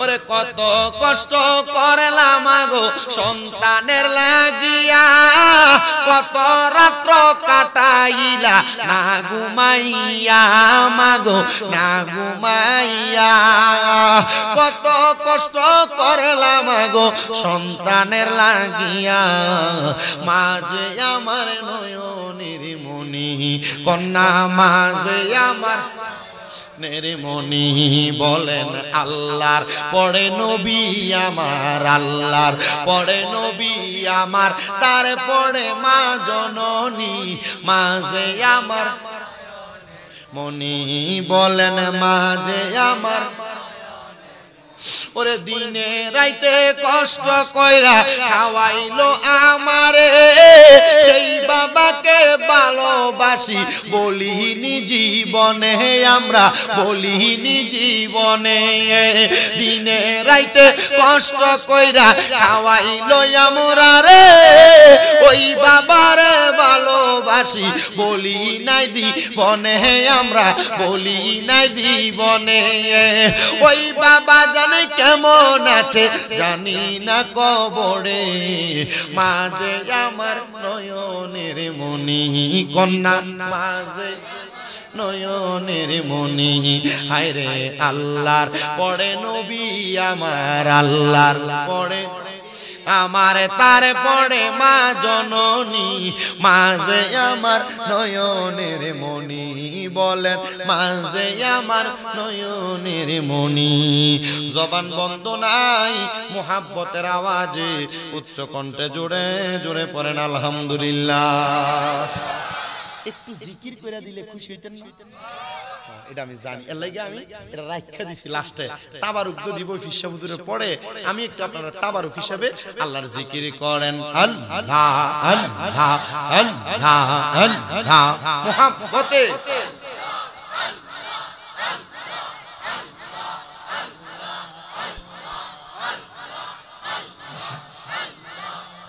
বিনা মাইনে করব চাকরি বিনা মাইনে করব চাকরি মুর্শিদ তোমার দরবারে চাকর নিরাখিবায়া মারে দয়াল মুর্শিদ তোমার দরবারে চাকর নিরাখিবায়া মারে মারহাবা আল্লাহ আল্লাহ বিনে মাইনে বিনে মাইনে করব চাকরি মুর্শিদ তোমার দরবারে চাকর নিরাখিবায়া মারে দয়াল মুর্শিদ তোমার দরবারে চাকর নিরাখিবায়া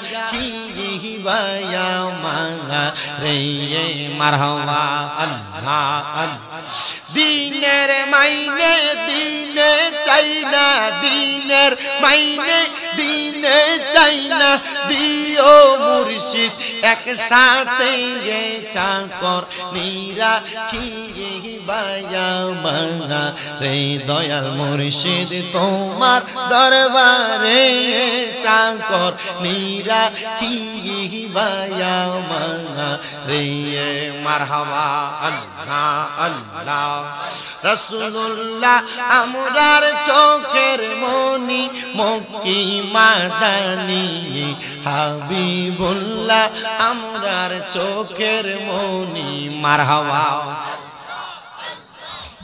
রাসূলুল্লাহ আমরার চোখের মনি মক্কি মাদানী রাসূলুল্লাহ আমরার চোখের মনি মারহাবা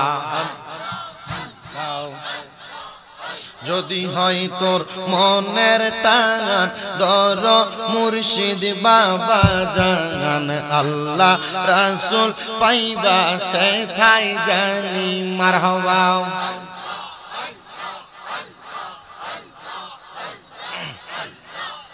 যদি হয় তোর মনের টান দর মুর্শিদ বাবা জান আল্লাহ রাসূল পাইবা সেথাই জানি মারহাবা মুর্শিদ পাইলে রাসূল পাবি রাসূল পাইলে আল্লাহ পাবি সেই কথাটা কুরআনের ঘোষণা আশিক শোনো না মুর্শিদ বিনে খোদা মিলে না হায়রে মুর্শিদ বিনে খোদা মিলে না জগৎবাসীরা মুর্শিদ বিনে খোদা মিলে না মারহাবা অন্তরে মিশাইয়া অন্তর হইতে পারলে তুই দেশান্তর পাইবি তুমি মাবুদ মাওলা রে মন পাইবা তুমি মাবুদ মাওলা রে মারহাবা মুর্শিদের চরণ তলে বুক বাসাইলে মুরিদ গনে আল্লাহ রাসূল পাইবা সেই গুণেতে জগৎবাসীরা মুর্শিদ বিনে খোদা তো পাবি না হায়রে মুর্শিদ বিনে খোদা তো পাবি না জগৎবাসীরা মুর্শিদ বিনে খোদা তো পাবি না মারহাবা লা ইলাহা ইল্লাল্লাহ মুহাম্মাদুর রাসূলুল্লাহ সাল্লাল্লাহু আলাইহি ওয়াসাল্লাম মুহাব্বতে পড়েন আলহামদুলিল্লাহ যতগুলা বিষয়ে কথা বললাম আপনারা বলেন আমরা যদি চাই প্রত্যেকটা বিষয়ে আমল করি যদি আমরা যদি বাস্তবায়ন করি আল্লাহ আমাদেরকে maaf করবে কিনা আস্তে করে করবে কিনা আল্লাহ আমাদেরকে maaf করবে আমি আপনাদের সবার কাছে আবদার করব আমি আপনাদের কাছে যে যে বিষয়গুলোতে কথা বলেছি আপনারা প্রত্যেকটা বিষয়ের উপর আমল করবেন প্রত্যেকটা বিষয়ের উপর চেষ্টা করবেন আপনার জীবনের সাথে মিলায়া আপনার জীবনটাকে বাস্তবায়ন করতে দরকার কথা কই না দরকার এক দুই নাম্বার আমি আমার জিকিরের শানের ভিতরে বলছি মুর্শিদ বিনে খোদা পাবি না মুর্শিদ বিনে এই যে এখানে আছে না এই যে একটু আমরা কোন দরবারে ভাই আর হাত তোলেন না বেটা সিটাং কোন দরবার দরবারে জায়েদ হুজুরের দরবার ঠিক আছে নি হ্যাঁ আপনারা এখানে অনেকে আছে আপনাদের কাছে আবদার শুধু এই দরবার এখানে আমি জানি এই দেবিদাস বিশেষ করে এই যে বাড়িয়া দরবারের বায়াত এলাকায় অনেক দরবার আছে অনেক আমি জানি যেহেতু বিভিন্ন পীর মাশায়েখ আপনারা বলেন পীর